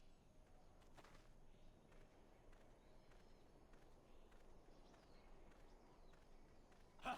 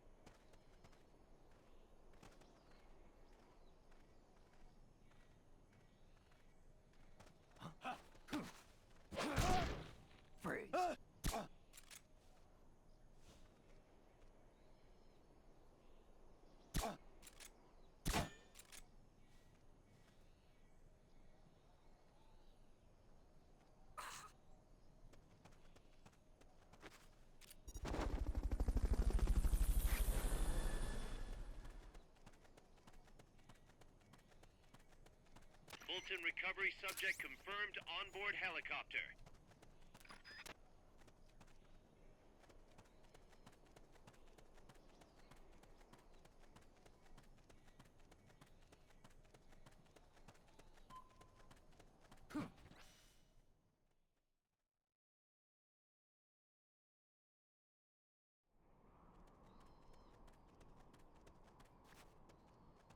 You have to get through that fort. Their base is beyond it.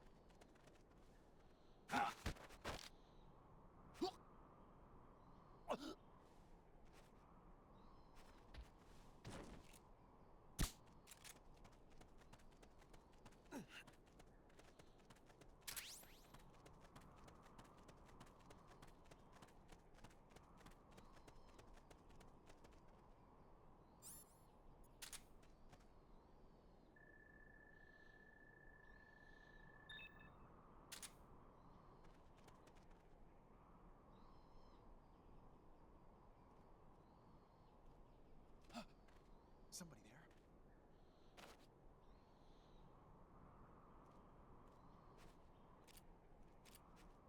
Can't be imagining things.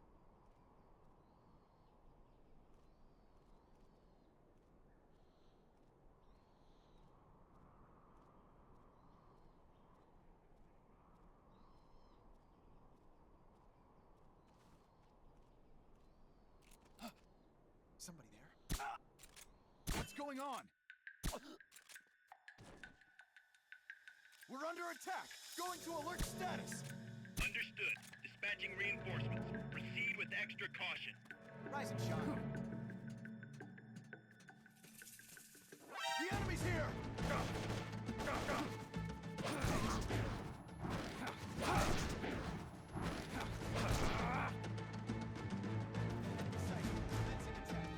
Understood. Eliminate all hostiles.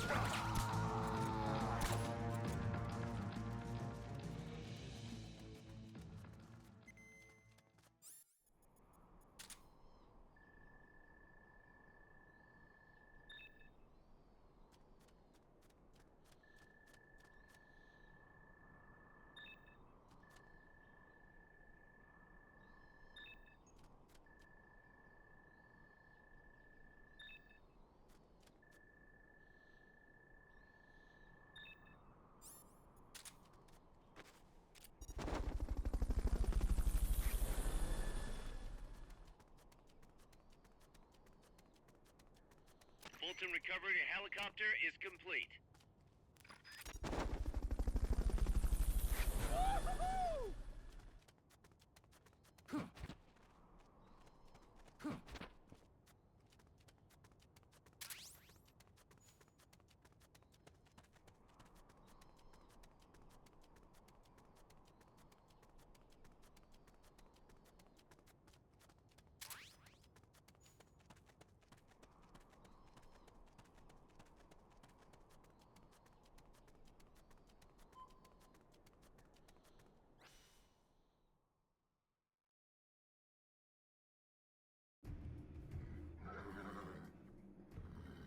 Kaz, I'm inside the facility.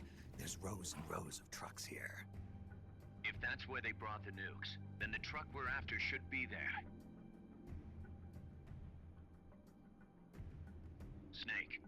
Can you tell which one of the trucks brought the nukes? One of them must have the same license plate as the one from the terminal.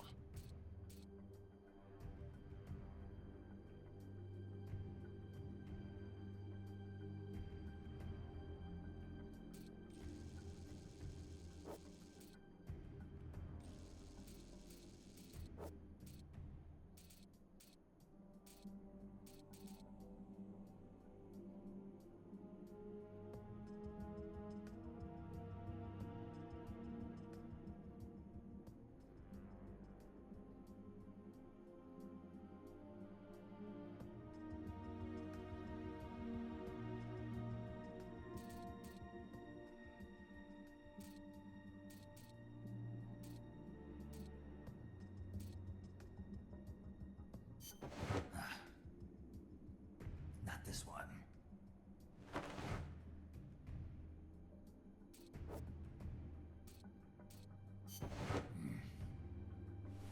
Mr. Kojima?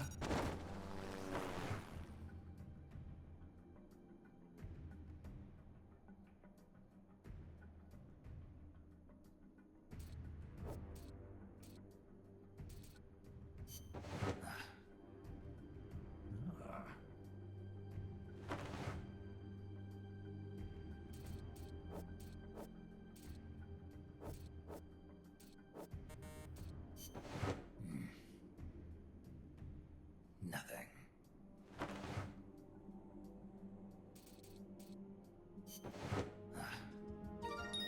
Sunlight!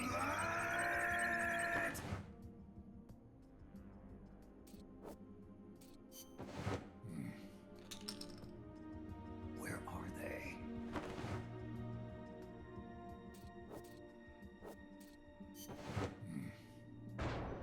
Metal Gear.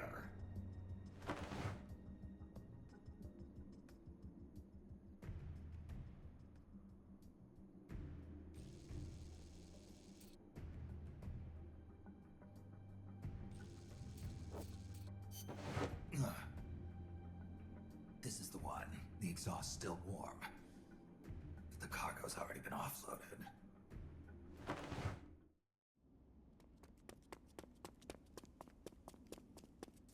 Just a minute. This isn't what we agreed on. It's too late. The changes have already been finalized. You told me it was going to be a deterrent, that we wouldn't have to launch. I am not arguing with you, Doctor. Our goal is to create the perfect deterrent. That's why I agreed to help develop it. However, in order to achieve that perfect deterrent, we must show the world our strength. 3 key principles ensure effective nuclear deterrence. First, you must have nuclear weapons. Second, you must never use them first. And third, and most important, if someone attacks you, you must strike back. Unless we prove beyond a doubt that these 3 principles work in practice, the world will not accept our new deterrent. And the only way to do that is to show them we are capable of actually launching a nuke. But isn't deterrence supposed to stop nukes from being used? Exactly. And so the one we launch will be the last one ever. I won't let you use my creation like Hope that. everyone interested here. Please follow this route. Your creation? That thing wasn't even your idea to begin with. You stole it, didn't you?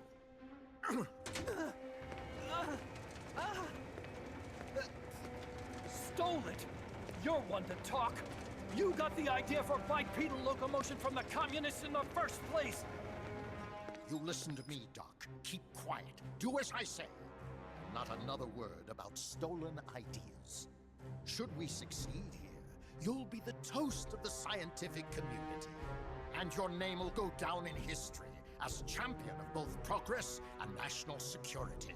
The hell with that. Doctor!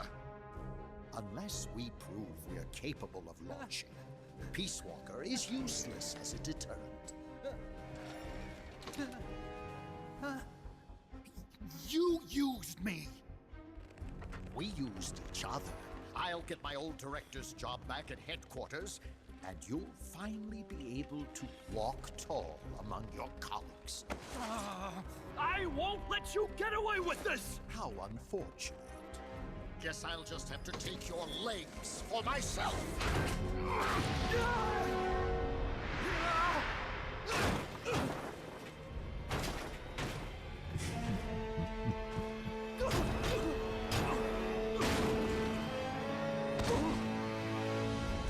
Peace won't just come to us, Doc. We are going to have to meet it halfway. V for victory.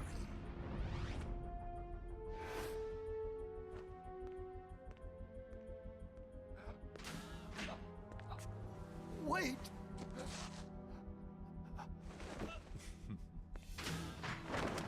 Hey, you okay? Don't do it! Snap out of it. Where are the nukes? He's gonna do it! He's gonna launch a nuke!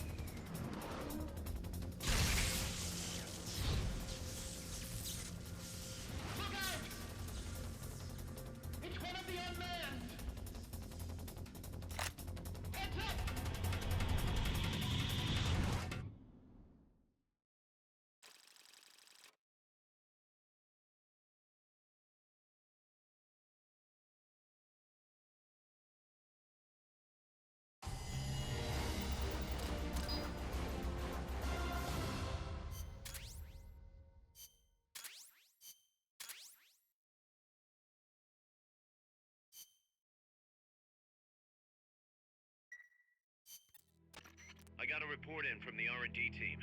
They finished plans for a new Hex-type plant, and today they're gonna start construction on the first block. Can't wait to finally say goodbye to this scrap heap. Only thing is, we don't have nearly enough GMP. We'll need to recruit more soldiers to get more GMP.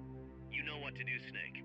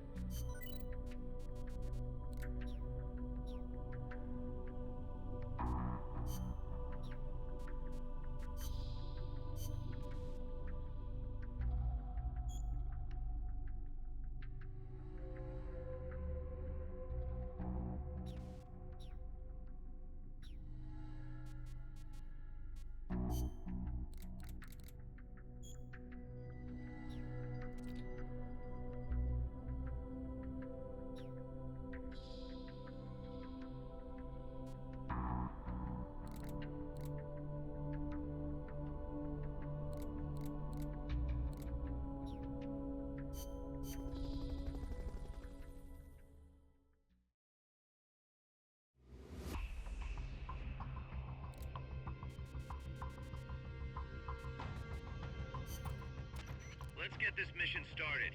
Complete the mission and proceed to the Fulton recovery point so we can get you back alive and well.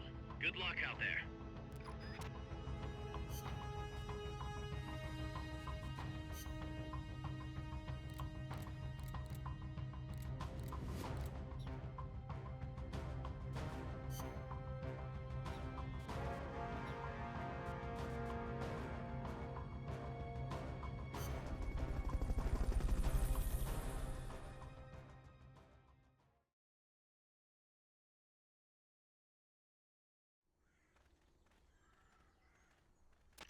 Your current objective is to retrieve the researchers.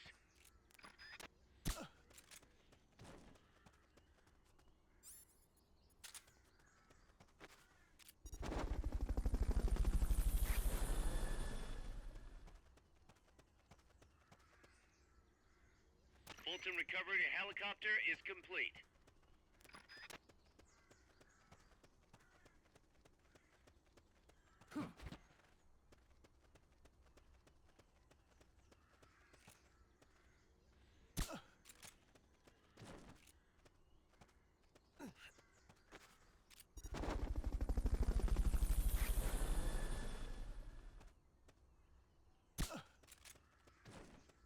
Fulton recovery subject confirmed onboard helicopter.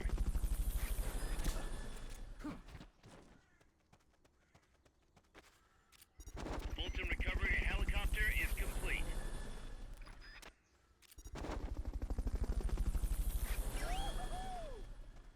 Head for the recovery zone. Mission complete. The folks back at Mother Base will be thrilled.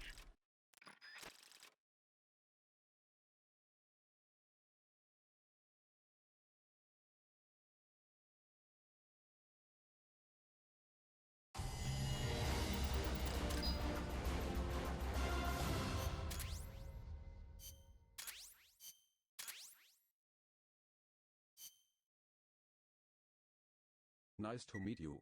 I'm Kit.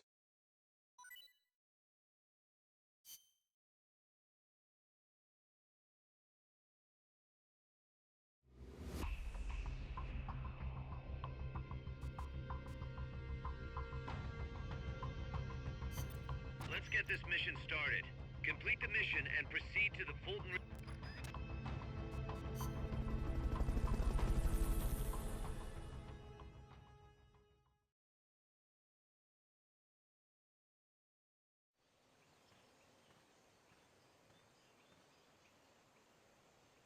Destroy all enemy supplies with your C4.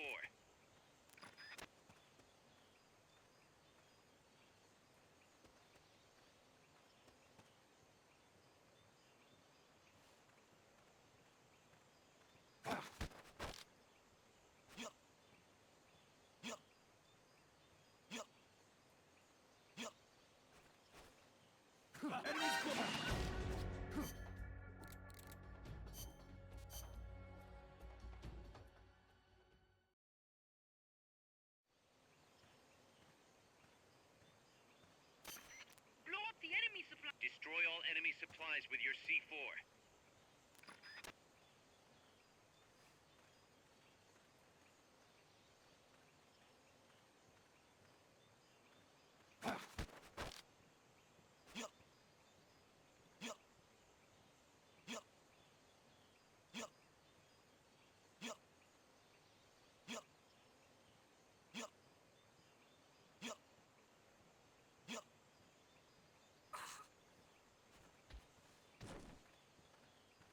What was that?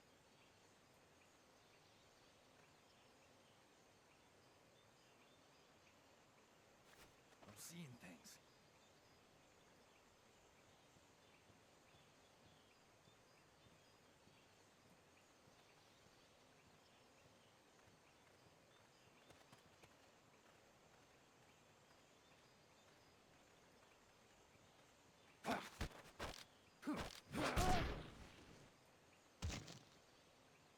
What was that?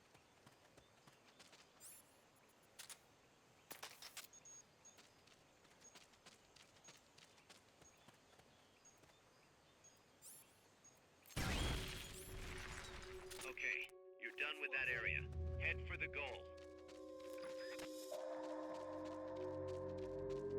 The enemy's attacking! Going to alert status! Stay out of sight till they've called off the alert. Heightened alert.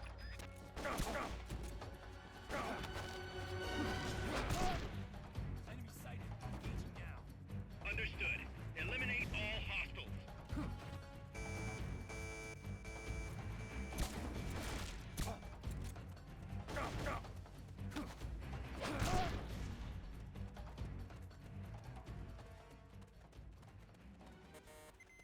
Stay. You did it. Keep it up.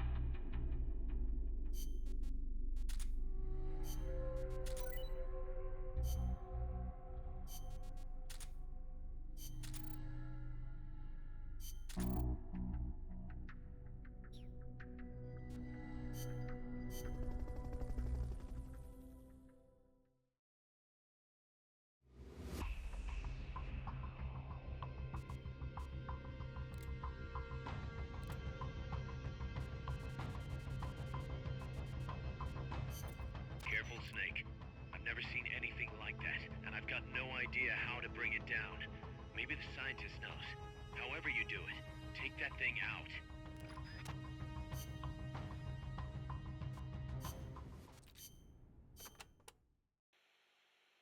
Pass. What was the government thinking, building a power plant at the top of a mountain? With no river to replenish the water, the lake would dry up pretty quick. If it were an ordinary power plant. But the plan called for a pumped storage power plant. Pumped storage power plant? Kaz mentioned that too. What is that? It is a facility that generates electricity by pumping water up to the lake, then letting it run back down. Huh. Seems Sisyphean to me.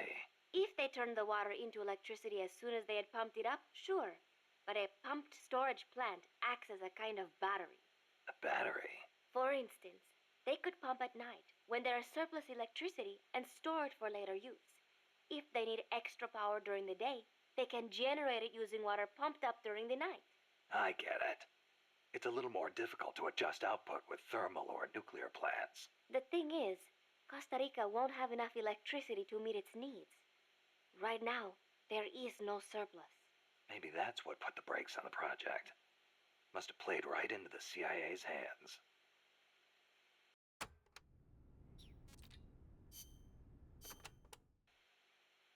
Watch out. It's El Galapago. It reduces its body weight by blasting air underneath it. That makes it a lot faster than any tank. It also has a tight turning radius. Any weak points? Taking out its boosters could reduce its acceleration. You could also try destroying its machine guns. I'll give it a shot. We've lost many compas to that thing. Send it to the scrapyard.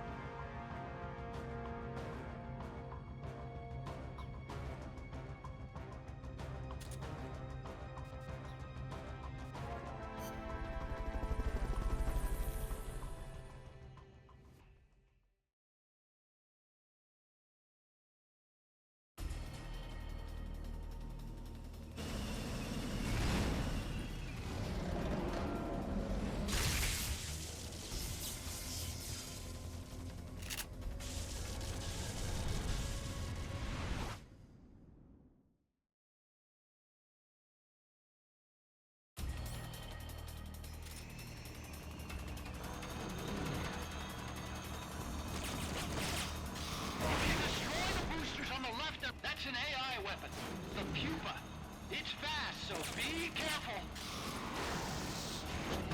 Destroy the treads on the left and right to stop it from doing its punch attack.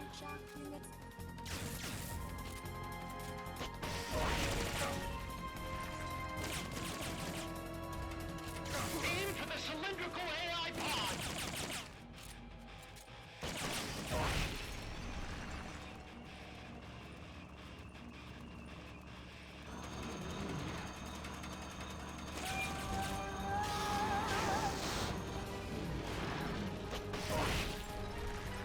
Engaging shock units.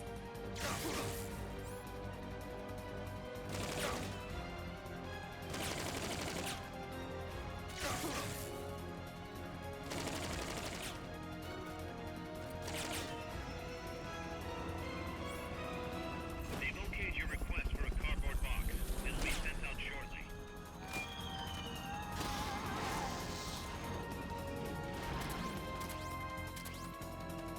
Engaging shock units.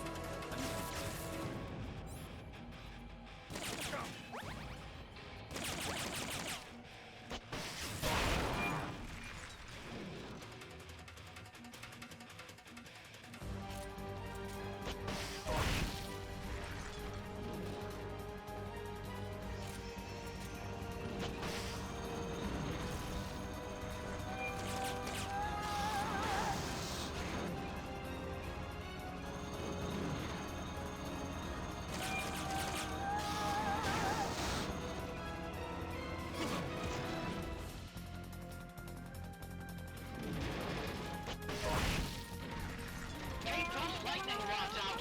They direct its electroshock attack. Firing boosters.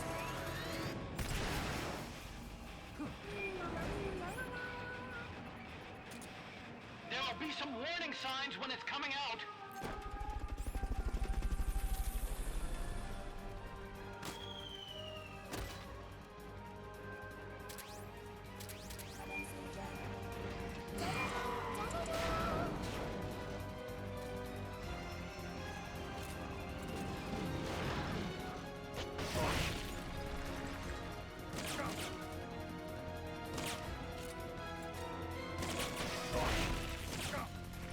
Firing boosters.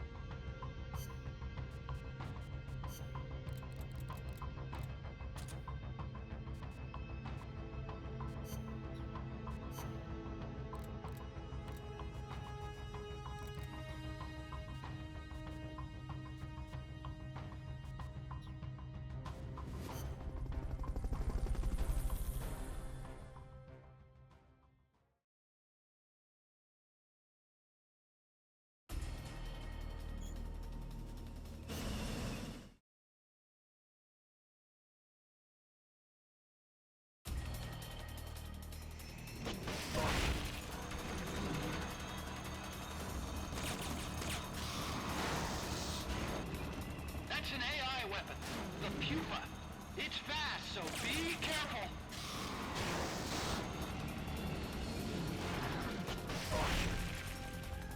Engaging shock units.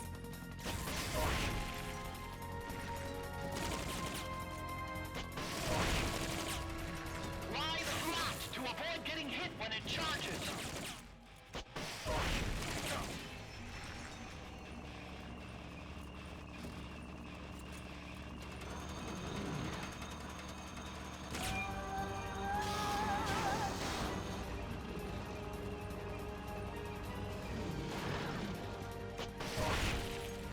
Engaging shock units.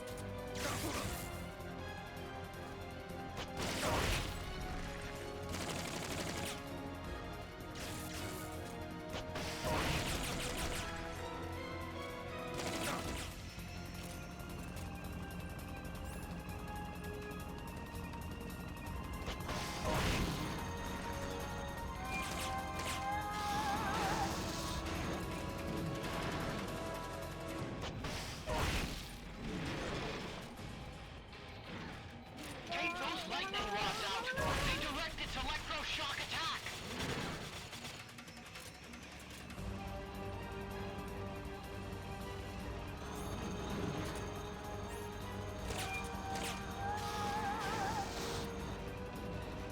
They've okayed the request for support. They're sending out a cardboard box as we speak. Shock output maximized. Engaging shock units.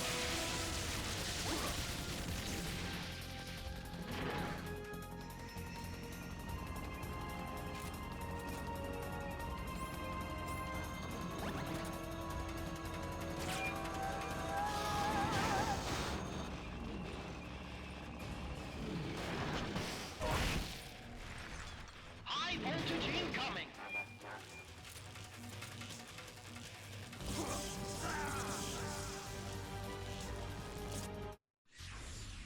Snake?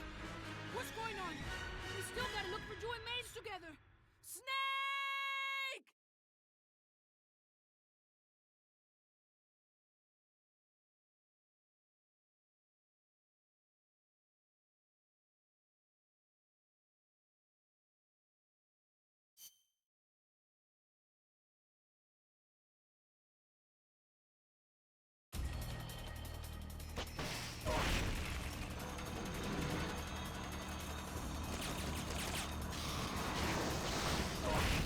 That's an AI weapon, the pupa.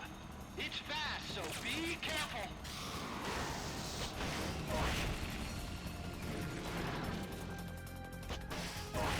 Engaging shock units.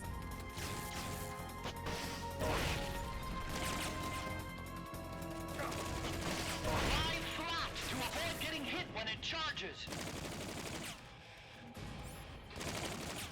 Firing boosters.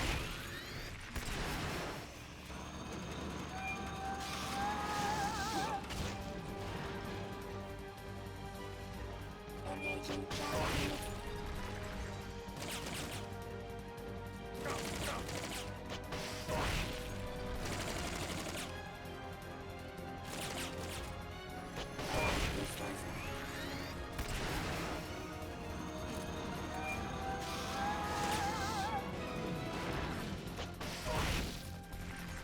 Engaging shock units.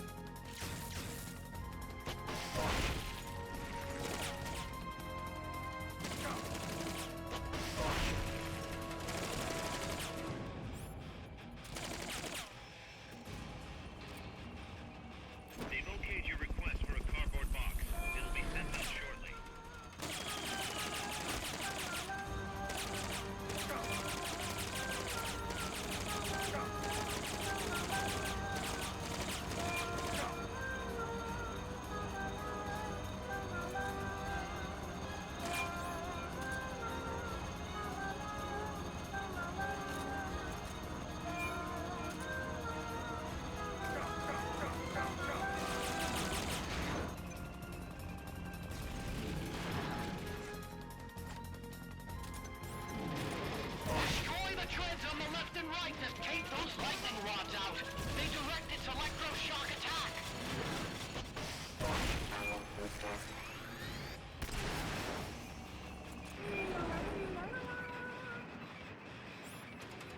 some warning signs when it's coming out.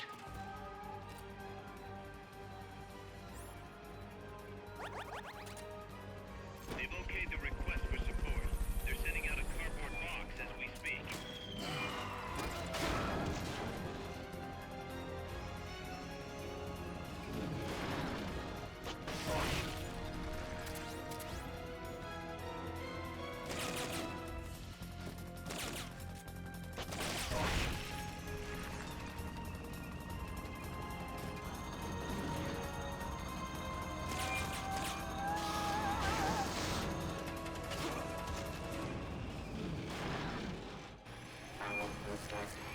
Blow the hatch and climb into the AI pod! You should be able to get in the AI pod!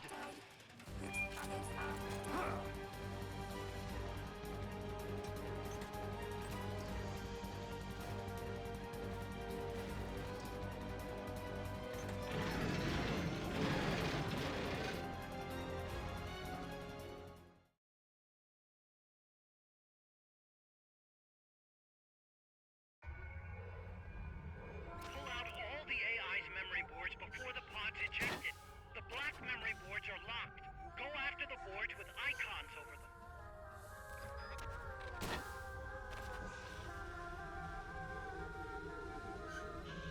You can unlock memory boards by destroying the mechanical components that they control. Any boards you remove can be used to build our own AI weapon. Memory boards have different functions according to the icons displayed over them. Go ahead and take whichever ones you want.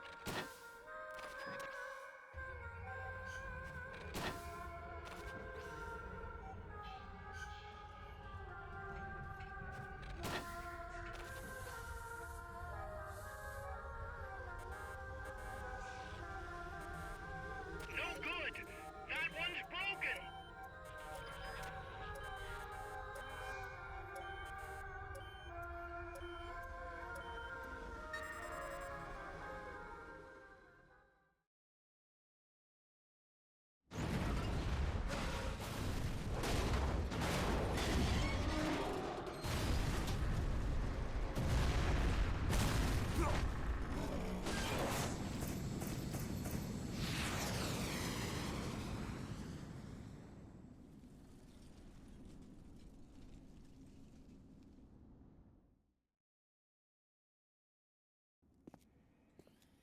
That was an unmanned weapon. A prototype. I made it myself. Who are you? I work here. Well, used to, anyway. Name's Huey.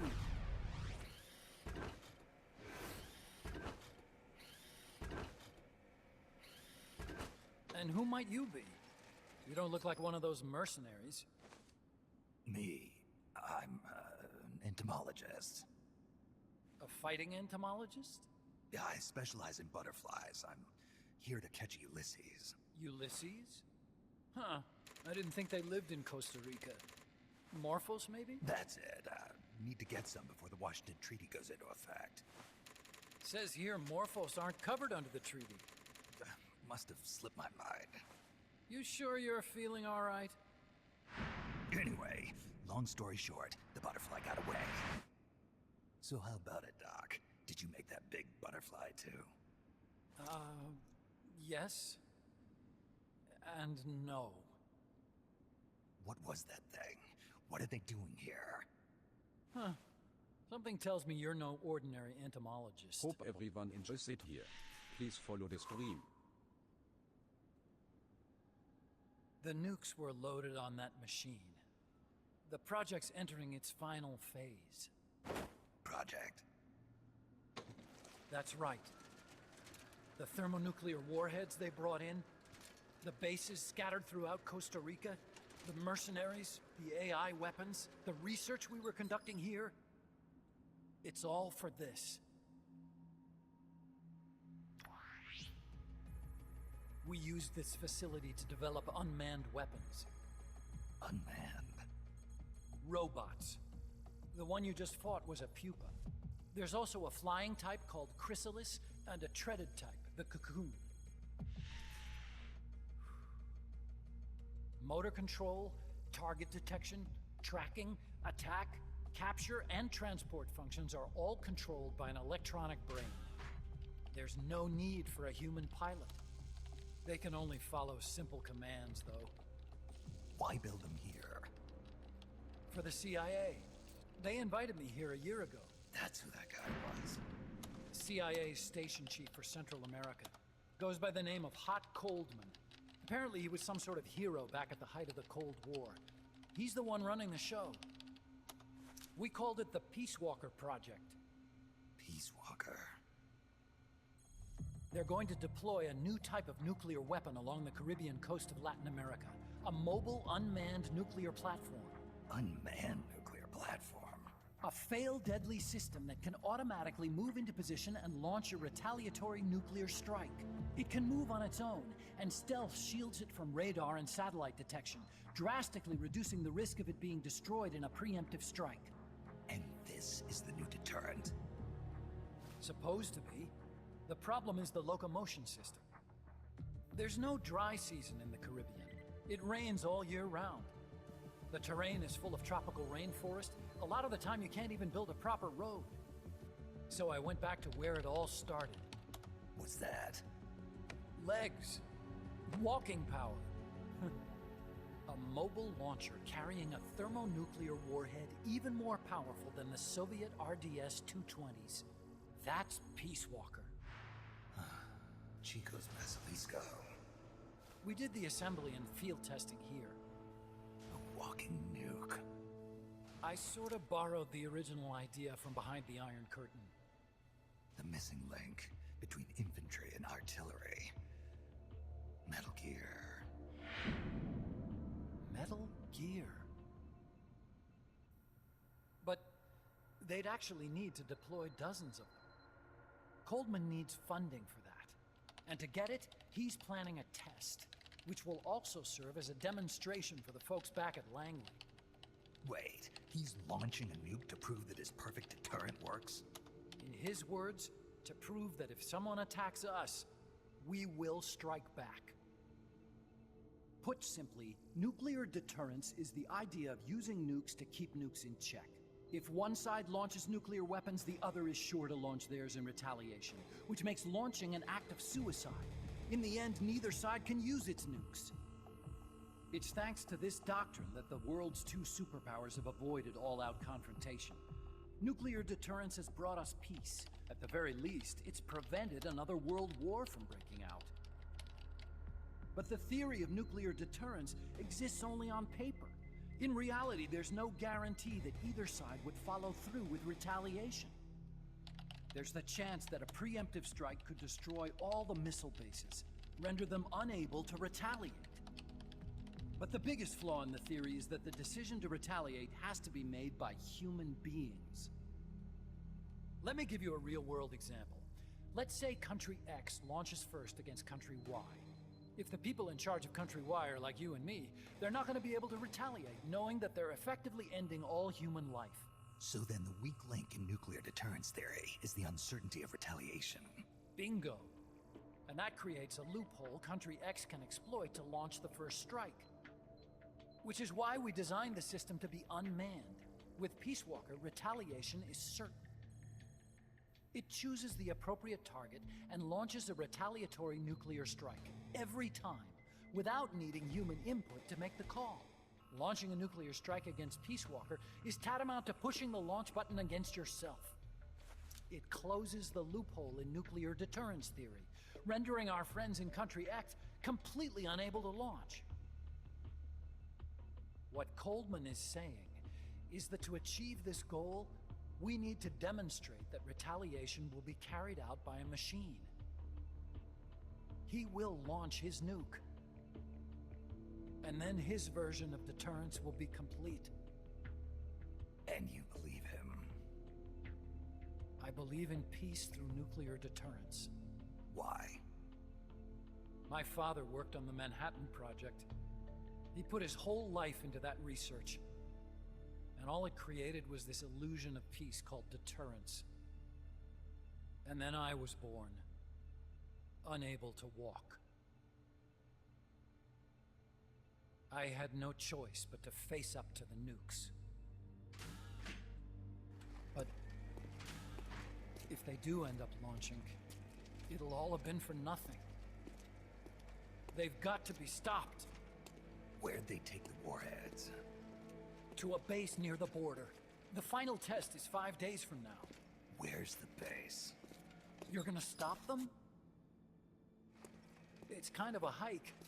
And besides, there's a surefire way to halt the project. You see, Peace Walker isn't quite finished yet. What do you mean? It's missing one last critical structural component. The AI. Its brain. The reptile pod, the electronic brain I was working on, can only follow commands like, go there, attack that. I guess you could compare it to the human cerebellum. But for nuclear deterrence to work, it must function in place of a human decision maker. It needs something to analyze the huge volumes of data coming in and select an appropriate target for retaliation. Hence, it needs the high-level decision-making ability of a cerebrum. A mechanical cerebrum. The hardware configuration is modeled on the human brain, similar to the pod I worked on, but its role is completely different. Where's it being made? A research lab to the north. An AI expert named Dr. Strangelove is developing it. Very hush-hush. Dr. Strangelove? Strangelove was recruited from the States, too. In the field of AI, there's no one better, that's for sure. But man, what a basket case. She hates everybody. Go to the lab and destroy Peace Walker's cerebrum. I'm pretty sure they haven't finished the final calibrations yet. I'll lend you my ID card. It'll get you through security at the lab. Oh, and one more thing. What's this? A letter of recommendation? Yeah, it's from me to Dr. Strangelove. Don't read it, okay?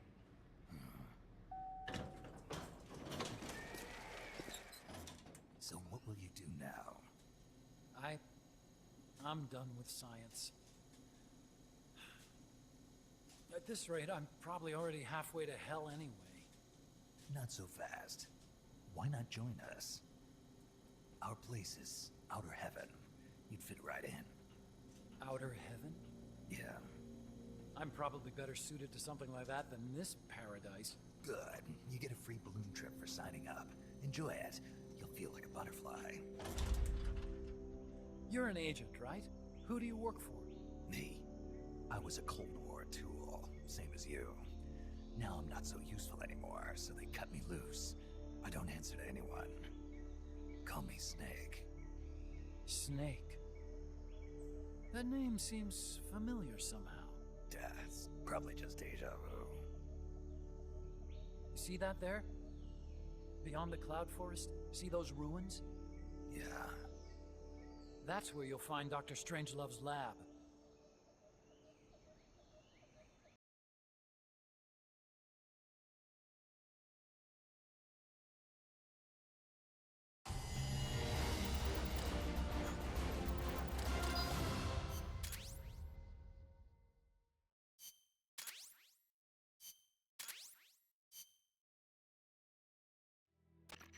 Snake, the doctor's safe here with us.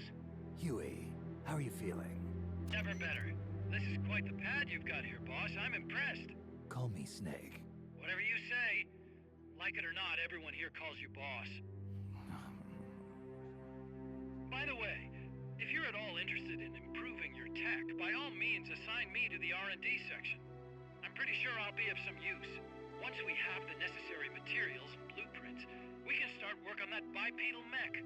I appreciate that, but are you sure you're okay with having your work used for war? I'll be using it to keep past mistakes in check. If I can help thwart the Peace Walker project, I'm happy to do it. Deterrence theory, Huey style, huh? Anyway, if you need any intel on the enemy's weapons or electronic brains, contact me. I've been given my own frequency. Sounds good to me, Doc. I'll do that. Good. Whatever the means, you must put a stop to their plans.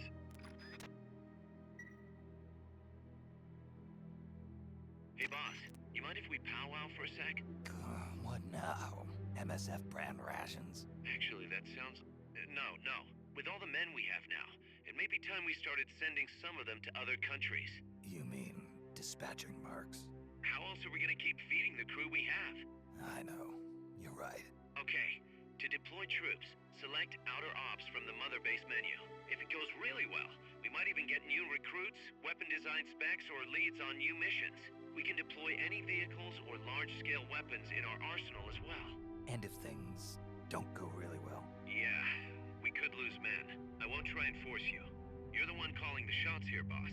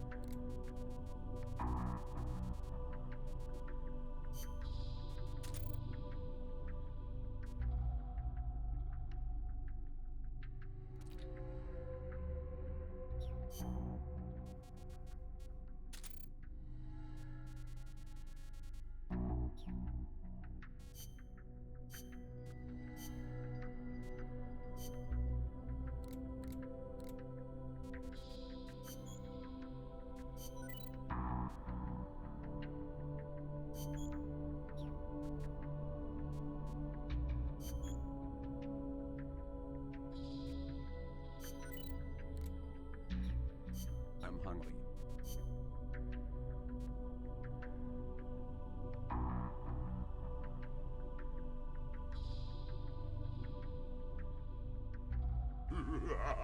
It's delicious Shiro-Akayuki.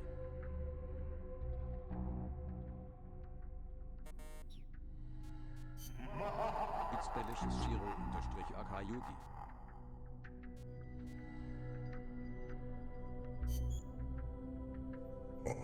Aber refreshing. Thanks Shiro-Akayuki.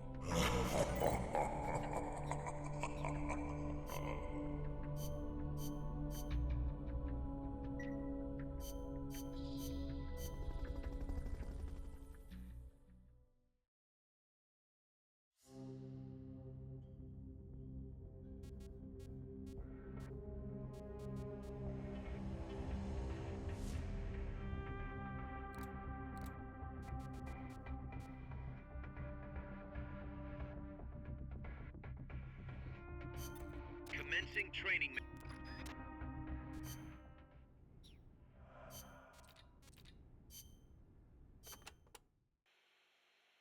We've cleared this prison out already. No enemies to worry about in there. I'm thinking you could use these twisty streets for urban combat training.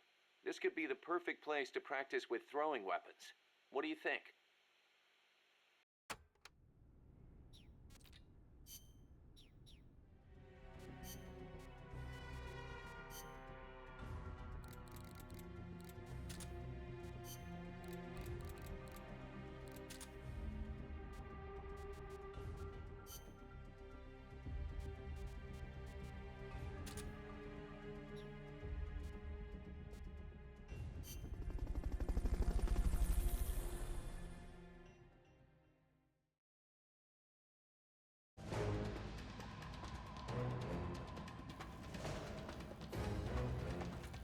Hit the targets as fast and as accurately as you can. Bravo! Nice work.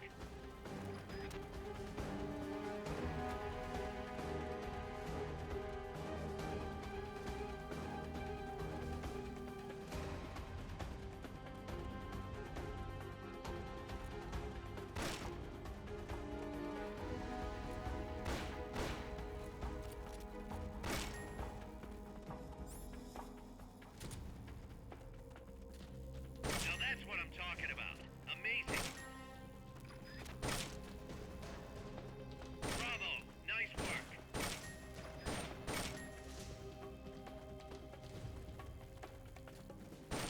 Now that's what I'm talking about. Amazing.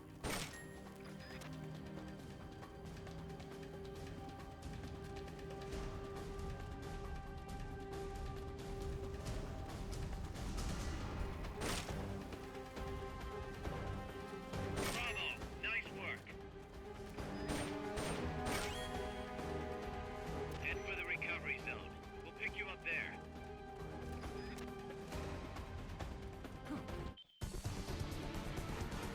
Mission complete. Great job.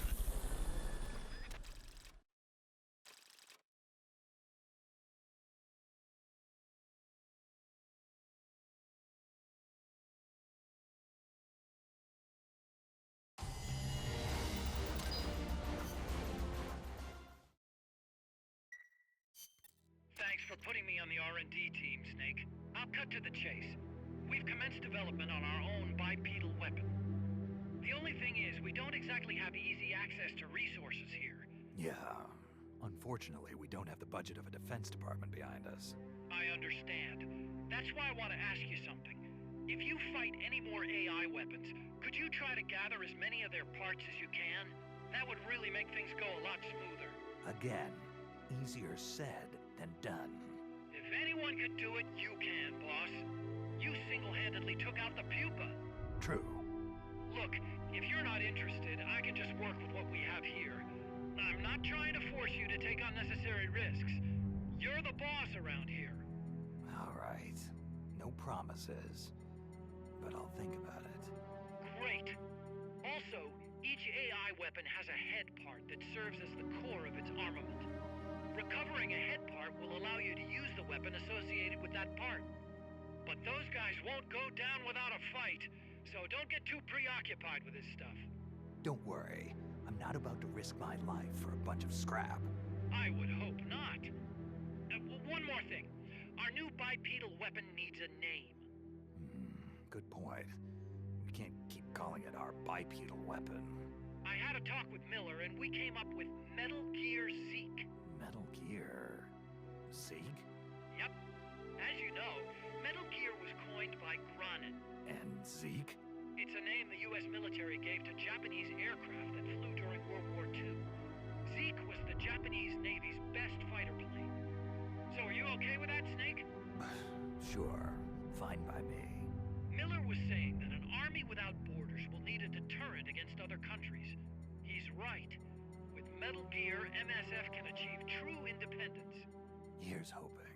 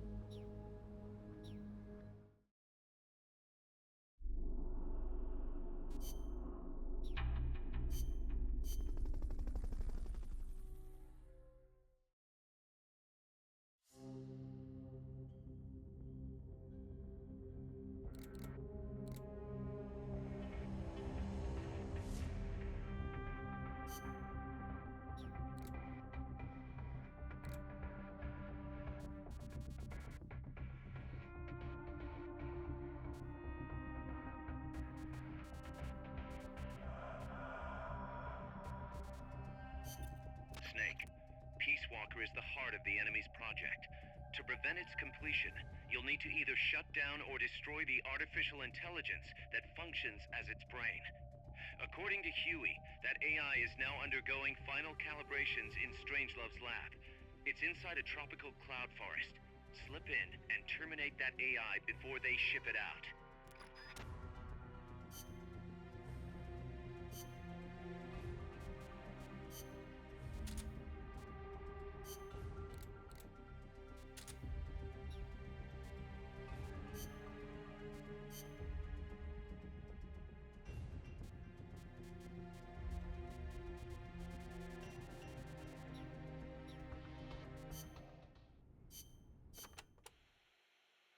We've also confirmed that some of the enemies specialize in ambushes.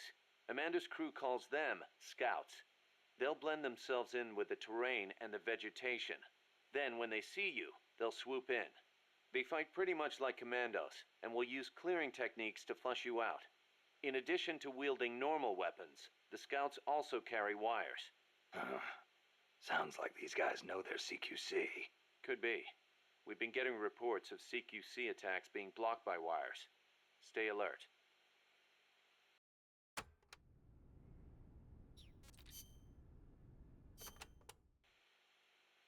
Are there any large-scale ruins in Costa Rica, Paz? There is a place east of Cartago called Guajabu. They have ruins there, but they're not especially big. Not the place I'm thinking of. Any others?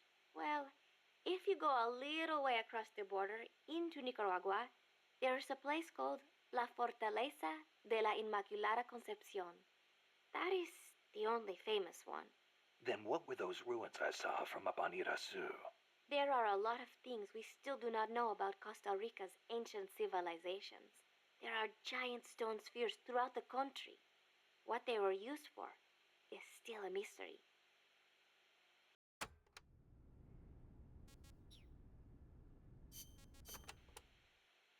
The cloud forests cover the central mountainous region of the country.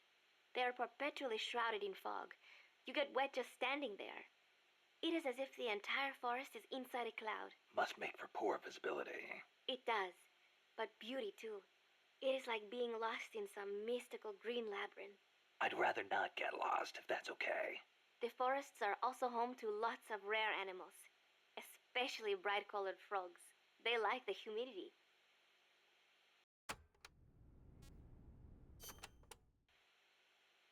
You know that butterfly painted on Peace Walker? Any idea what that is? It is a morpho. A Palladius morpho, if I'm not mistaken. Pallades morpho. Uh-huh. It is the most common type of morpho in Costa Rica. Huh. It has these gorgeous metallic blue wings that shimmer in the light. You can see them even from a distance. You mean they reflect light? Correct. It is called structural color. Morpho scales have tiny bumps on them that interfere with the light and make them look blue. The space between the bumps corresponds to the wavelength of the blue light. Let me see if I get this. So if you could change the spacing, you'd end up seeing a different color. That is the principle. I heard somewhere it is being researched as a way to color cloth without dye. Think of the camouflage you could make with that. Is that all you can think of? Hey, it's important. What I don't get is why they'd put a butterfly on Peace Walker. Maybe because it looks pretty. I hope that's all it is.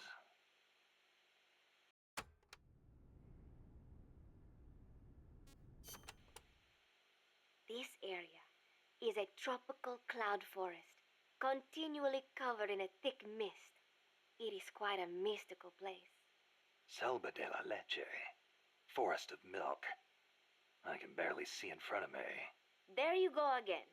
The forest is basically sitting in a cloud, so of course it's going to be hard to see. But you know, the cloud forest is the only place many exotic creatures can live. Well, if they're not edible, I'm not interested. Snake, I'll have you know people travel from all around the world to witness Costa Rica's unique fauna.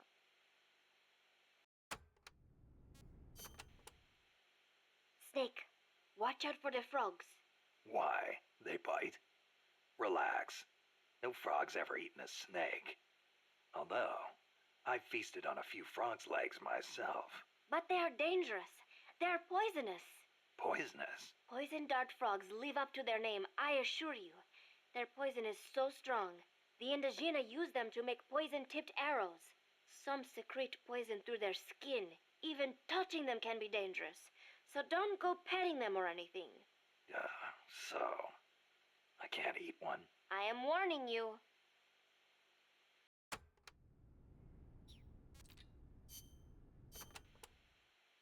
From here on in, you'll be in a cloud forest. The ground is covered in vegetation. You'll have plenty of hiding places, but so will the enemy. I'll keep an eye out for scouts. Trying to force your way through would be suicide. Know the enemy's location before making any moves. Too bad you don't have some sort of radar. I could try night vision. Once you know where an enemy is, decide how you want to handle him. You could get into his blind spots. Or drop him from a distance before he even has a clue someone's around. An eye for an eye, right?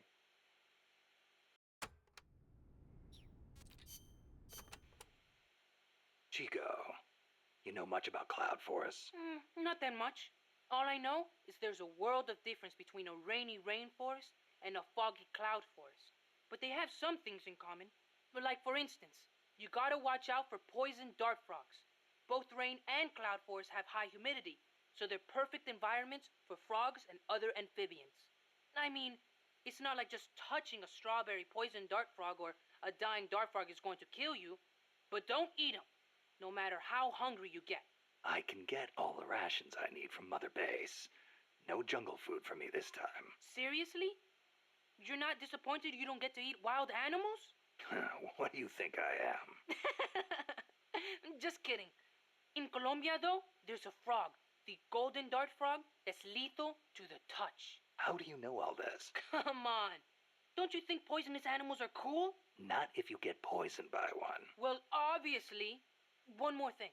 When you get to the forest, be on the lookout for Bigfoot. I think I'll be okay there.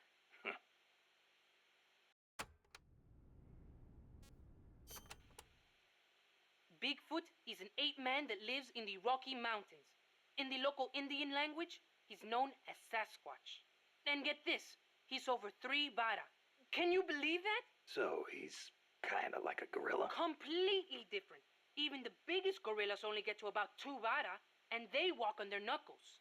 Bigfoot's big, and he walks on 2 feet, like people. So he's more man than ape? Probably. His ancestors must have split off from humans at some point.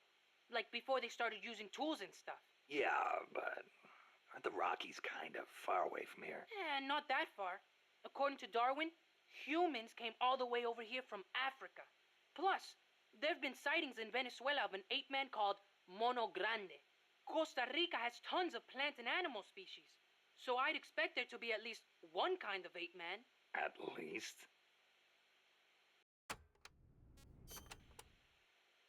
Gotta admit, I've never heard of Mono Grande. Yeah, he's not as famous as Bigfoot. He's similar, but he lives in Venezuela. He's not that big, less than 2 bara, but he's way more ferocious than Bigfoot. Huh. I wonder just how mean he is. Like when he catches his prey, does he punch it to death? That's the law of the wild. You catch your prey, you kill it, and you eat it. Yeah.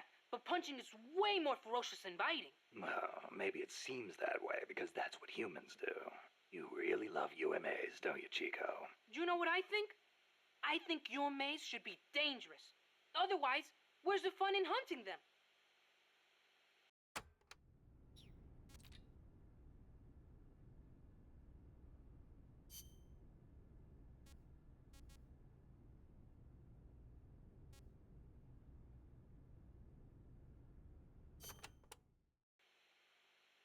Doc, I'm starting to sense your feelings about nukes are a little different from your colleagues. How do you mean?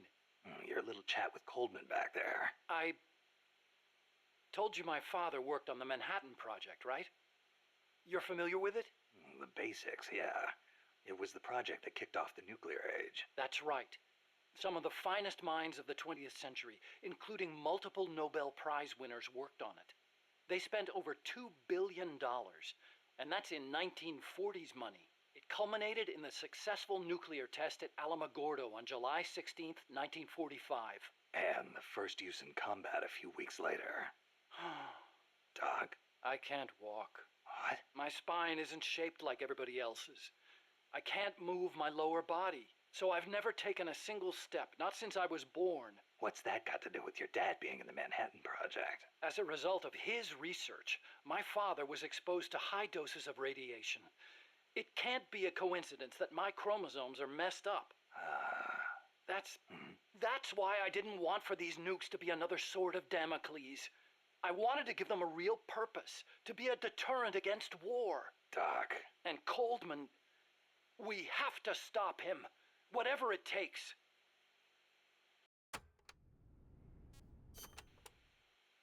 August 6th, 1945. Hiroshima. August 9, Nagasaki. The atom bomb attacks on Japan. My father was married to his work. I don't have a single memory of going places or doing stuff with him on weekends. But even as a kid, I knew on some level that it was for his family. I respected him. My mother used to tell me all the time, "Your father is a brilliant scientist. He saved countless American boys from death. You should be proud of him." Yeah. You could say the war ended because of those bombs. When I was in the 5th grade, a Japanese student transferred to our class. She showed me photos of Hiroshima after the bomb. I couldn't believe my eyes. A city of over 350,000 people reduced to a scorch mark on the ground by a single atomic bomb. Houses blown off their foundations, burned to ashes. The only things left standing were the skeletons of steel-framed buildings. And it wasn't just the buildings. Blackened corpses on the side of the road. Survivors covered head to toe in severe burns. Within a few months, over 70,000 had died in Nagasaki, twice that in Hiroshima. For years after that, I couldn't talk to my father.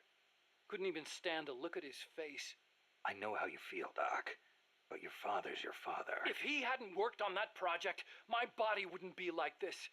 I could be researching something else. I could have lived a normal life.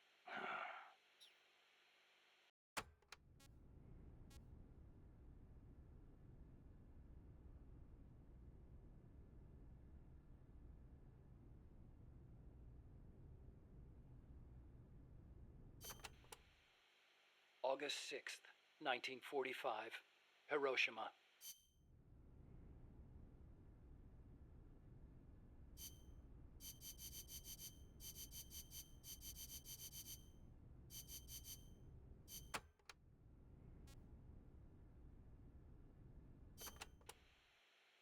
It wasn't so long ago the world stood on the brink of nuclear war. Just over on the other side of the Caribbean. I was 17 at the time. I'd skipped a few grades and was a sophomore at MIT. I remember feeling kind of apathetic about the news that came in every day. It seemed clear to me that as long as they had a grasp of the concept of nuclear deterrence, there was nothing to fear. Either that, or they were fanning that fear on purpose. As a way to secure a bigger defense budget? Huh, I can see that. But if that was their plan, it kind of backfired. Because it ushered in the era of détente between East and West. Coldman's really gonna do it this time. Once the nuclear genie is out of the bottle, the yoke of deterrence is going to be meaningless. People will die. Cities will burn. We have to stop him now before it's too late to turn back.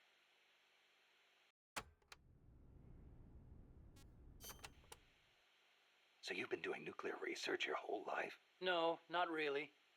At first, I wanted to be an aerospace engineer. For me, the Sputnik launch was a good shock, not a bad one.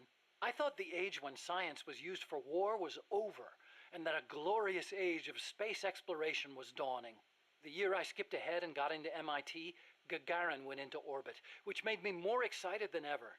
Of course, even back then, I knew the space race was just another facet of the Cold War. How's everyone? Moscow had a leg up on us, and we were desperate to catch up. I know. But for me, it was a happy time. I joined NASA, got to do the kind of research I loved. Our nation's prestige hinged on our work. They gave us whatever resources we asked for. I knew you could turn a rocket into an ICBM by fitting it with a nuclear warhead, but that didn't bother me so much. It didn't last long, though. The space and nuclear arms races took up enormous sums of money. America beat Russia to the moon, but that's where it ended. Then came détente. Exactly. NASA's budget was slashed as a result. My father being a nuclear expert and all, they put me to work on a more obvious deterrent: missiles. At NASA, I'd been researching a locomotion system for lunar exploration. Tires aren't suited to driving around on the moon, you know. And that's how I caught Coldman's eye.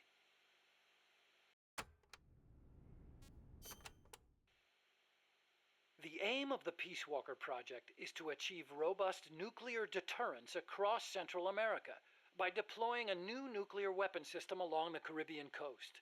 Peace Walker is also the name of the system itself. A nuclear weapon named Peace. I can just see the look on Kaz's face. So why exactly does this new system need legs in the first place? Because it's a walker. An unmanned weapon moving under its own power and capable of launching a deterrent strike from anywhere. That's the whole idea behind Peace Walker.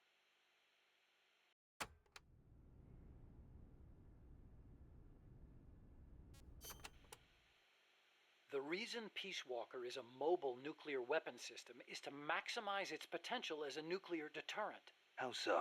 If need be, Peace Walker can stay constantly on the move so that the adversary can't pinpoint its position. That allows it to avoid preemptive enemy strikes. So you're saying it keeps the retaliation card in play? Coldman likes to brag about it in this way. Like a land-based version of an SSBN.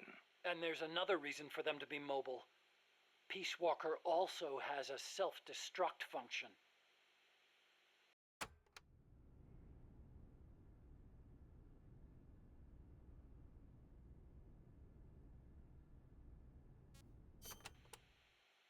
Why would Peace Walker need a self-destruct function? You saw it, didn't you, Snake? That sphere on Peace Walker's head? Yeah? That's a hydrogen bomb. What? You're telling me that thing's a thermonuclear device? Do they have any idea what kind of destruction that thing would cause? I know, it's crazy. I mean, even overkill has its limits. If it's strategic value they want, they could have gone with something smaller. It's like they want a weapon on par with Russia's Tsar Bomba. This arms race is running way out of control. It's an evolutionary dead end. A saber-toothed tiger. You can't load a warhead that big on a missile, of course. And no strategic bomber could carry it. That's where Peace Walker comes in. So, it waltzes into enemy territory carrying a hydrogen bomb and blows itself up. Christ.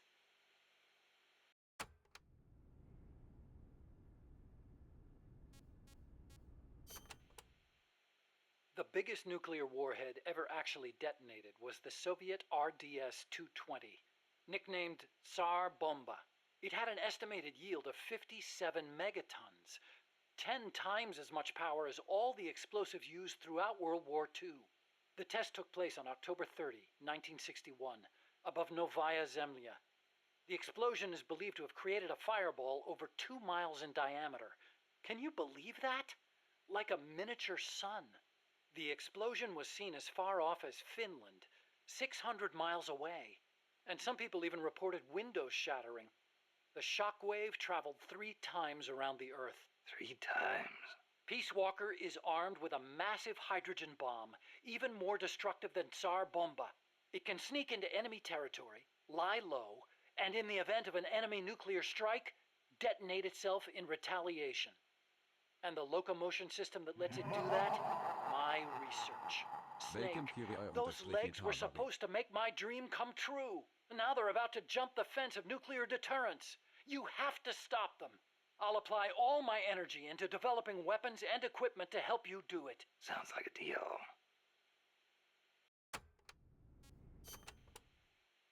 What made you put an AI into Peace Walker?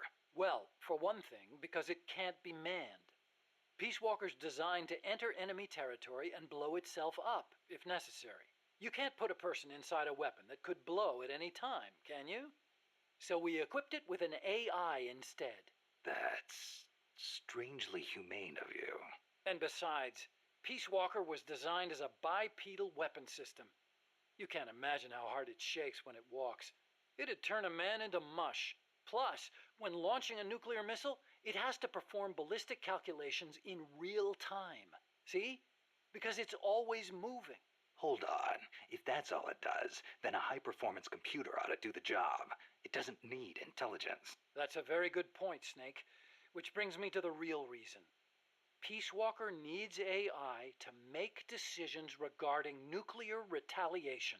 It's what ensures perfectly mutual assured destruction. I've heard all this before. You want a war between machines? We never actually launched the first nuke, of course. It's strictly a counterattack system. Only a politician could make such an illogical decision as starting a nuclear war. Conversely, if an adversary launches a nuke at us, the AI will not fail to retaliate. Therefore, the adversary can't launch. The AI guarantees it. Even so, Launching nukes without authorization? Boomer captains have the authority to launch if land communications are cut off. It's the same principle. Not even the captain of a boomer can make that decision alone. The way I heard it, that's the only situation where insubordination is allowed. Only because humans are imperfect. That's Coldman's line of thinking. You're saying that machines don't make mistakes? That's a myth. Worse than that, it's blind faith. We wouldn't put our faith, our fate, into the hands of any ordinary machine. That's what the AI is for. The decision to launch a retaliatory strike requires high-level judgment. You have to take into account not only the state of the war, but the entire world. And sometimes, you need to make a guess based on incomplete information. Huh. You think an AI can do all that? Yeah. At least Dr. Strangelove does.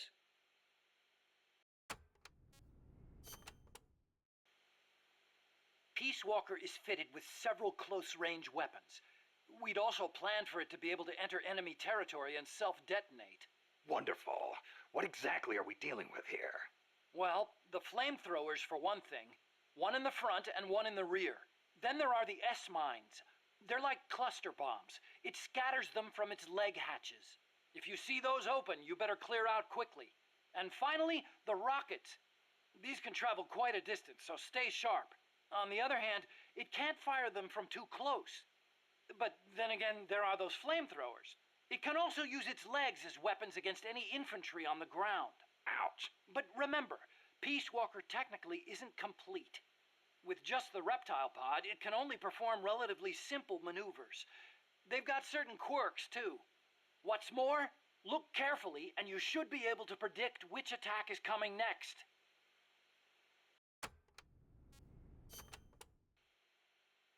Okay, but why does Peace Walker need to walk on two legs? I think treads would be good enough. You'd be wrong. As you know, the terrain in Central America is rugged and complex, especially along the Caribbean coast of Costa Rica. You've got jungles, swamps, mountains, and the only way to get across all that terrain, no matter how rugged, is on legs. Yeah, but wouldn't it be tough to cross a swamp, even on legs? It wasn't easy, that's for sure. The reason we picked Costa Rica as a proving ground is because we can test it on every type of terrain.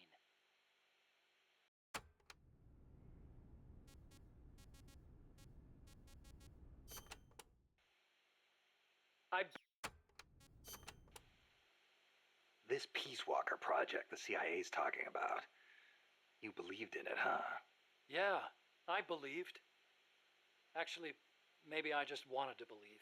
What do you mean? Here's how Coldman explained it. Peace Walker's a weapon for peace. One to ensure true nuclear deterrence. It'd be the anchor to bring stability to Central America. He told me, the nuclear weapon system you've built will never be used. It will forever stand vigil as an icon of peace. And to achieve that, he needed my bipedal locomotion technology. To be honest, I was flattered. Flattered? Wouldn't you be? My colleagues in the scientific community have never taken me seriously. They told me bipedal locomotion was a pipe dream, that it'd never amount to anything. It was the first time anybody Hope recognized my everyone work. here. Please How could follow I the not stream. be happy? And besides, it was my chance to surpass my father. To create nukes for peace. Or so I thought anyway. But Coldman's really going through with it. Yeah. Makes perfect sense, really. No one would give the project any notice unless they could prove that an unmanned system is capable of launching a nuke.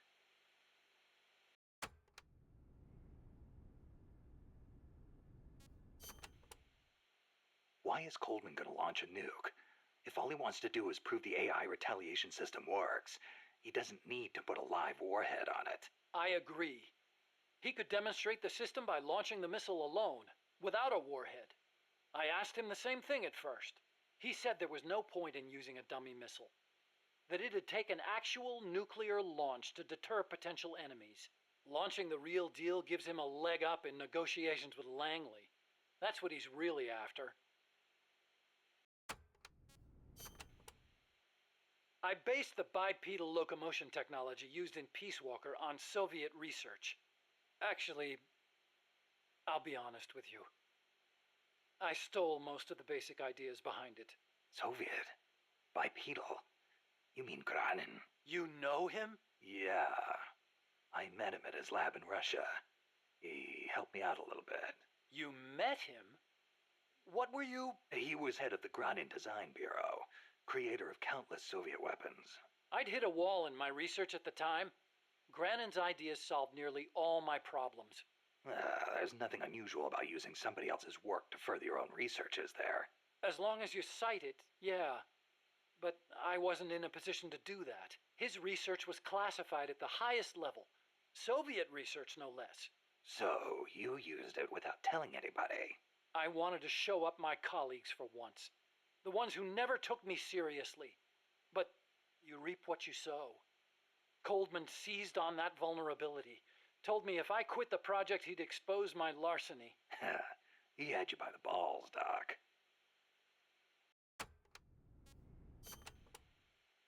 How'd you get your hands on Granin's research? That was also Coldman. He used his agency contacts to get a hold of it. Giving you stolen information, then using it to blackmail you. Damn. I knew it was Granin's work the minute I saw it. See, I'd been corresponding with him for a while. Corresponding? Letters. Between scientists doing the same kind of research. He always complained that nobody understood his ideas on bipedal locomotion. Ah, so you're the American friend he was talking about. Obviously, he didn't write a word about the technology in his letters. Except for one time. If by chance anything should happen to me, I entrust my research to you. Better that than handing it over to these ignorant so-called scientists. Sounds like him, all right. Then one day, his papers actually came. It wasn't hard for me to imagine what had happened to him. I felt it was my duty to carry on his work after him. And also... What? I thought maybe combining his technology with mine could be a way to bring East and West together. Like the docking of Apollo and Soyuz. It'll never make the history books. And it's still not a reason to plagiarize. You're right. You're absolutely right. I never had the courage to tell the truth, that's all. I always looked for excuses to cover it up. Until now. Huh? You told me everything. You're no longer a coward. Metal Gear. Huh? What about it? You mumbled that when I first explained about Peace Walker. I'm curious what it meant. Exactly what it says. Metal Gear. Granin coined the term. Granin did? He thought of his technology as the metal gear that meshes infantry with artillery. I like the sound of that. Metal Gear. It's got a nice ring to it. Better than an outright lie like Peace Walker, anyway.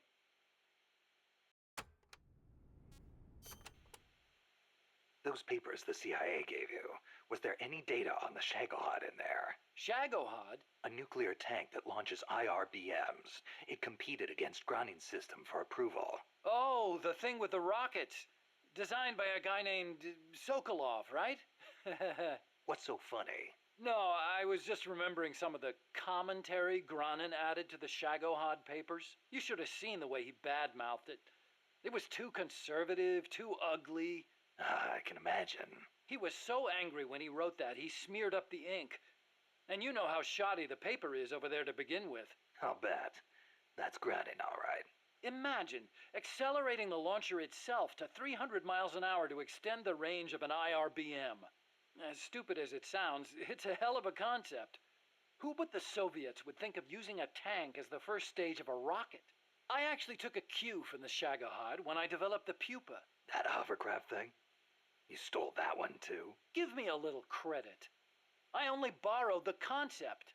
The technology is original. As it turned out, hover technology wasn't enough to handle all the terrain in Central America. It relied too much on brute force. But the Shagohod was a major threat. That thing could corner like you wouldn't believe. Built pretty tough, too. You sure know a lot about it. Yeah, it almost did me in. I couldn't forget it if I tried. Did you in? So you were the one who took it down. Wow! You really are amazing. I didn't do it alone. No, seriously, thank you. We might not be here today if they'd begun mass-producing that thing. Then again, they're hard at work now miniaturizing nuclear warheads. Pretty soon they won't even need an accelerated launcher like the Shagahad. Great. That means they're that much closer to being able to launch from anywhere in the world.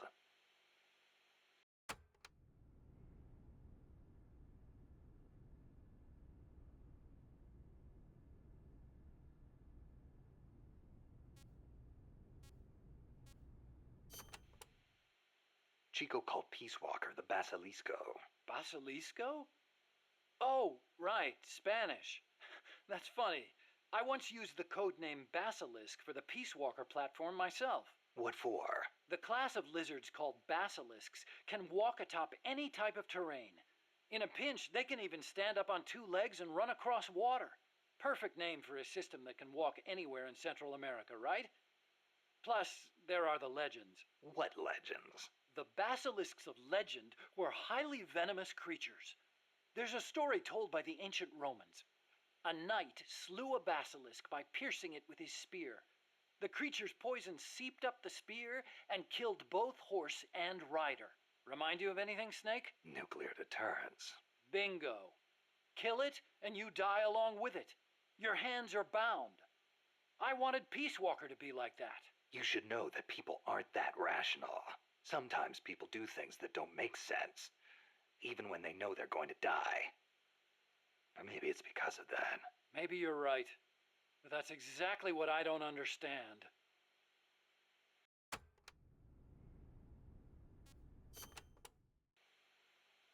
So this Dr. Strangelove was at NASA? Yeah.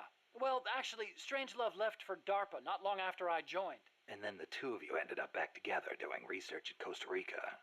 Not exactly together. We coordinated on a few things, but the research projects themselves were separate from each other. We had it worked out so that Dr. Strangelove handled the mammal pod, Peace Walker's cerebrum, while I did the rest. That letter, something to do with your research? Huh? No, it's yeah, it's a report. Research findings. Research findings? Anything in there we could use against Peace Walker? Nothing. Nothing at all. Just don't read it, okay? Promise me you won't?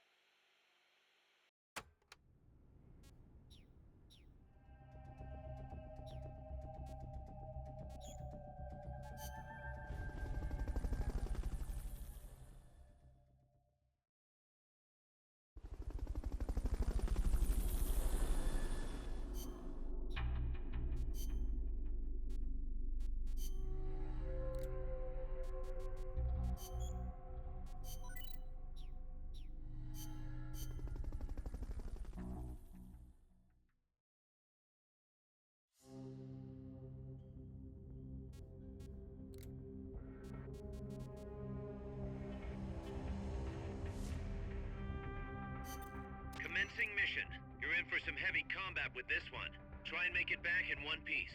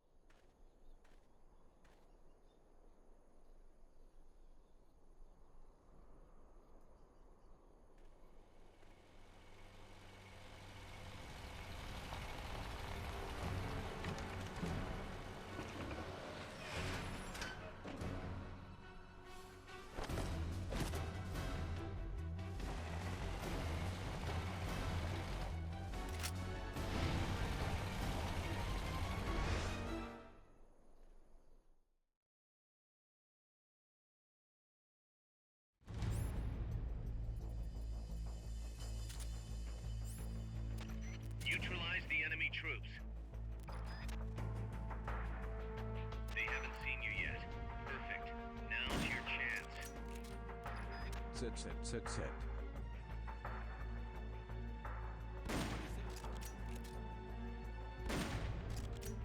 The enemy's attacking! Going to alert status!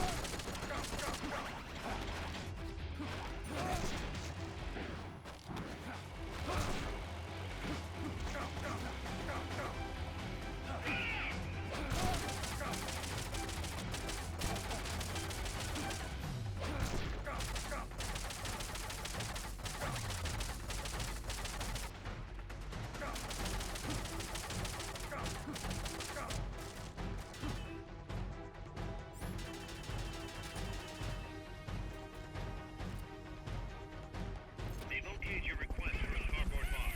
It'll be sent out shortly.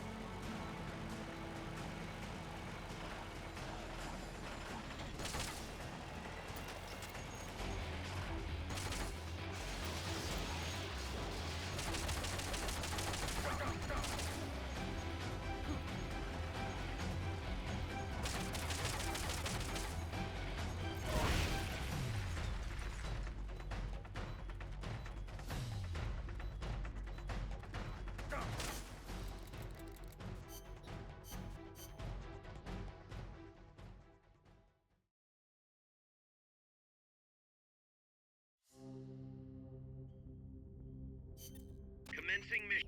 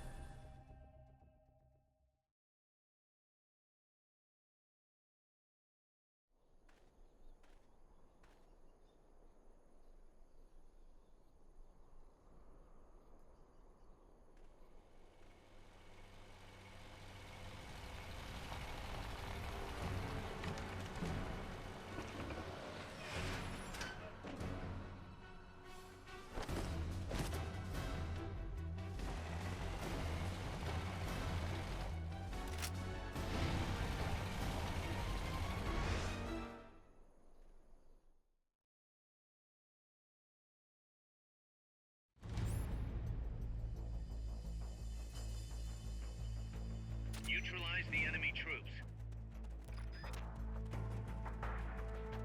Strike before they spot you.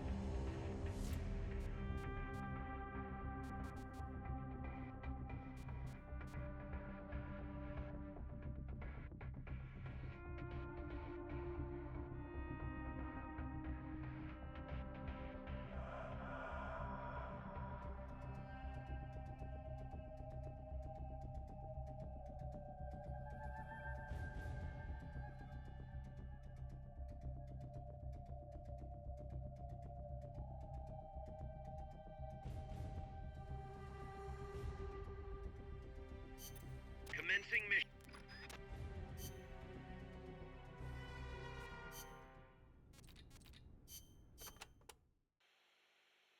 Enemy tanks, armored vehicles, and attack choppers are always accompanied by a combat squad. The soldiers aren't particularly tough on their own. What makes them formidable is how well they work together as a team. As if you didn't have enough to worry about with a machine. Good. I like a challenge. Yeah, we'll see how you feel when you actually have to face them in battle. Snake, whatever you do,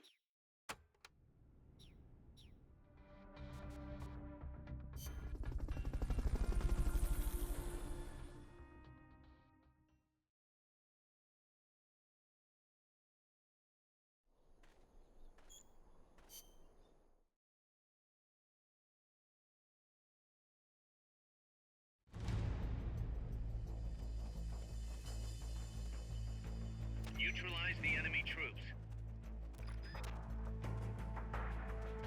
They're trying to find you. Make sure they don't.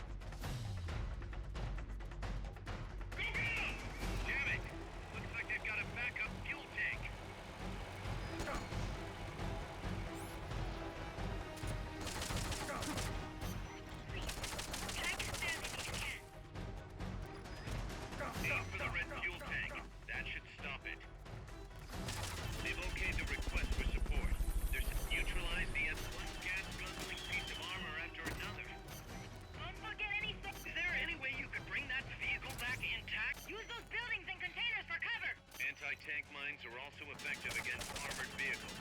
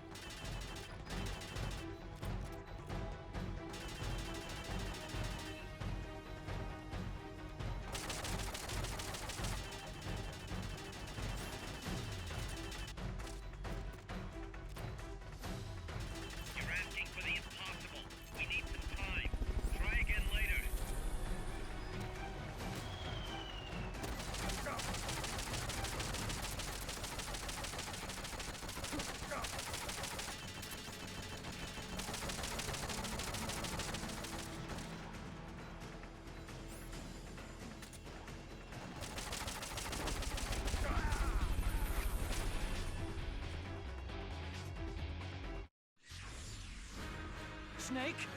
You okay? Come on, shake it off! Snake!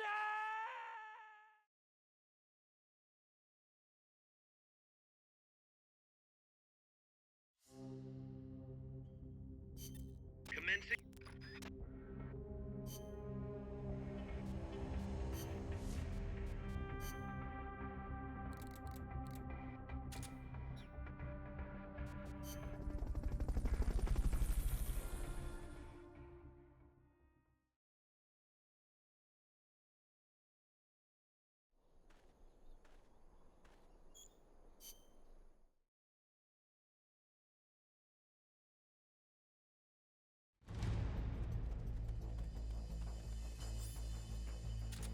Neutralize the enemy troops.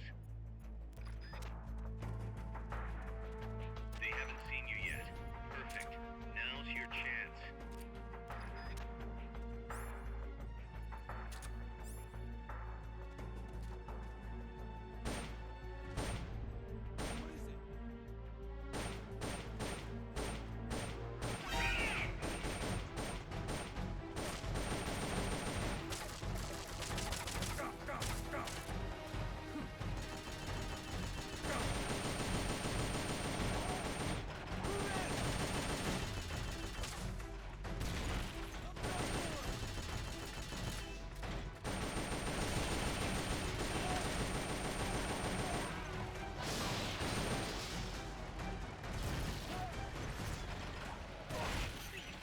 Try to spare them if you can.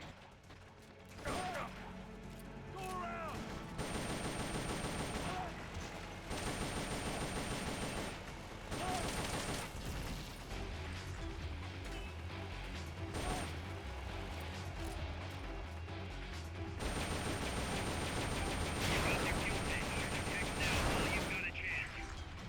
We need repairs now!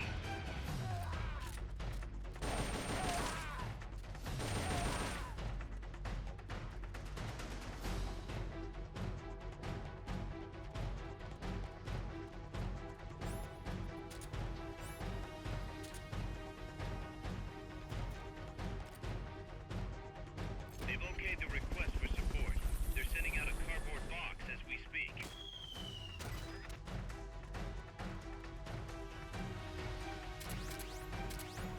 Nice to meet you. I'm Kit. Go get 'em! So much for that tactic. You'll just have to attack the thing directly.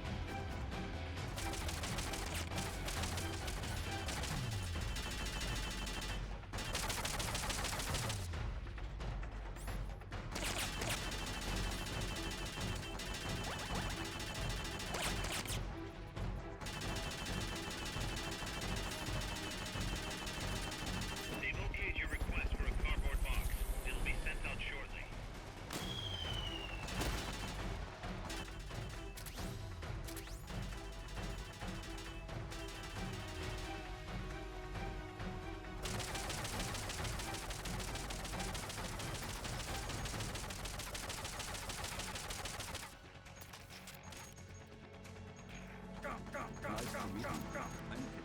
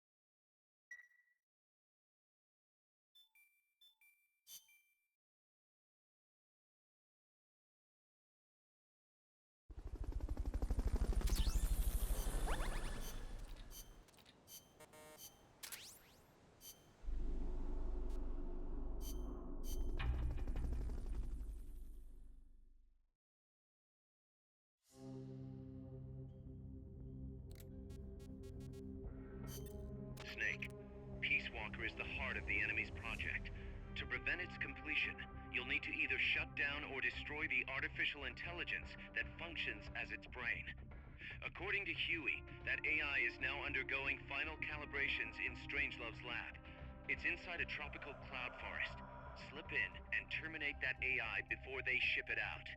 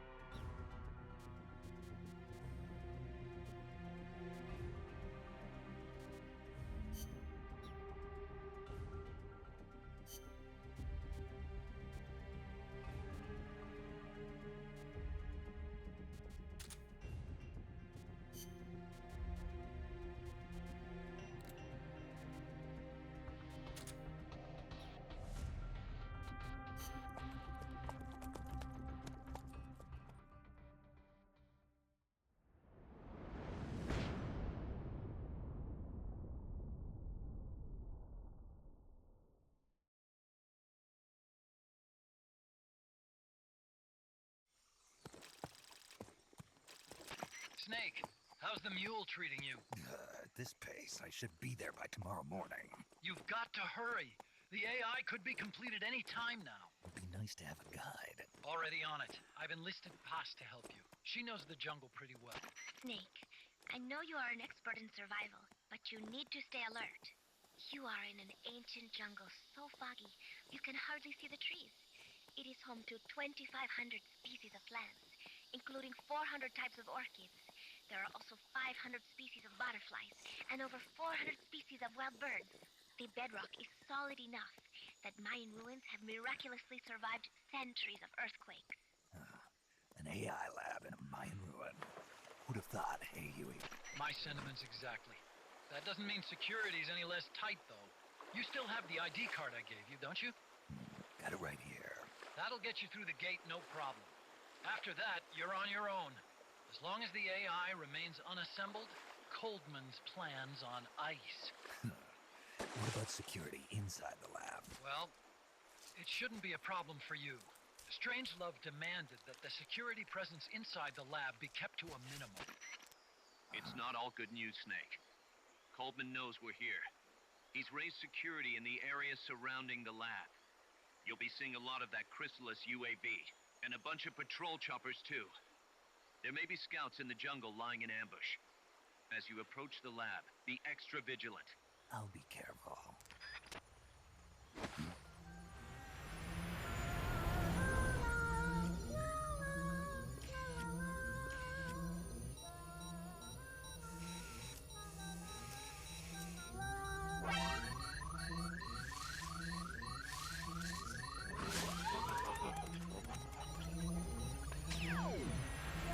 They're looking for you. Stay sharp. Snake, Strangelove's lab is a few miles to the north. It won't be long before the AI is complete. Don't let that happen.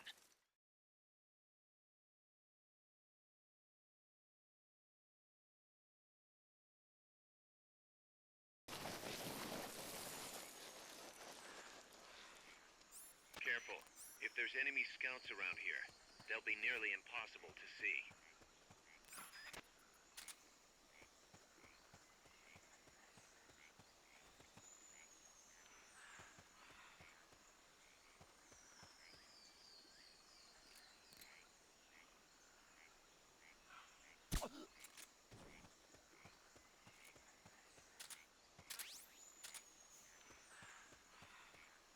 Watch out.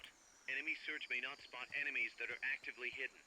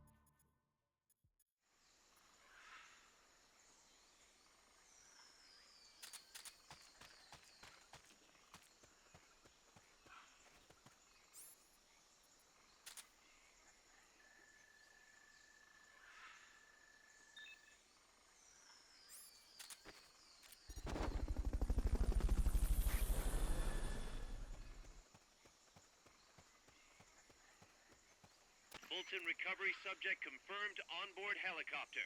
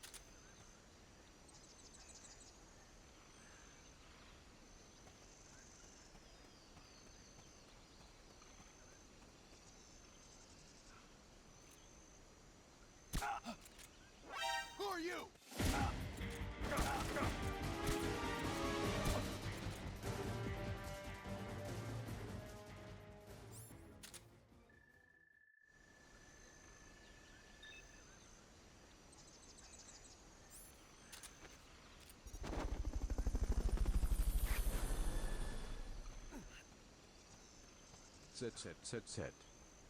Fulton recovery helicopter is complete.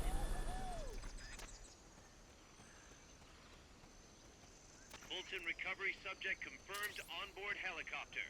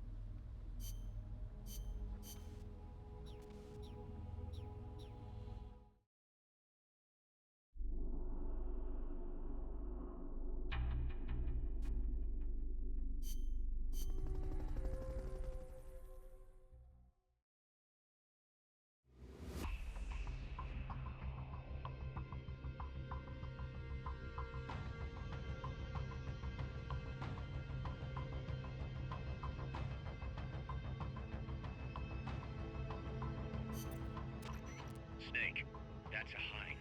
You've got to take it out somehow. Either neutralize the soldiers or bring down the chopper. Good luck.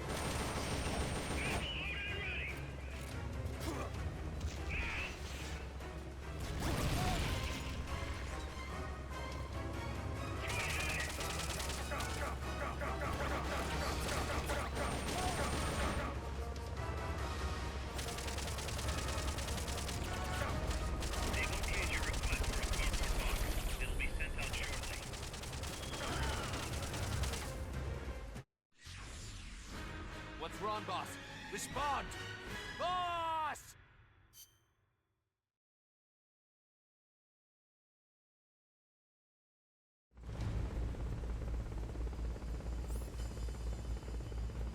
Forget about the chopper for now. Just take out the troops. What was that? They're trying to find you. Make sure they don't. What is it? Watch your back! The enemy's attacking! The enemy's attacking! Get up! The enemy's attacking! Going to alert status!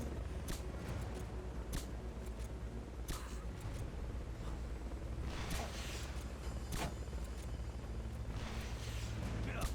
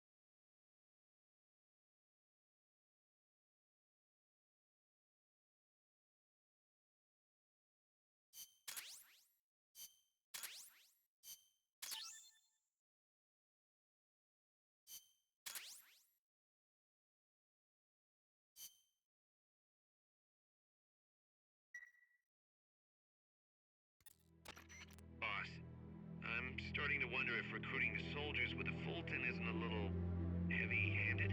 I already don't like where this is going. I think the voluntary approach could be more pragmatic.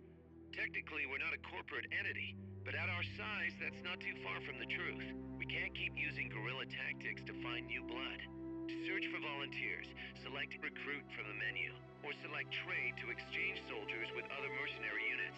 Yeah, provided we've got the friends for that.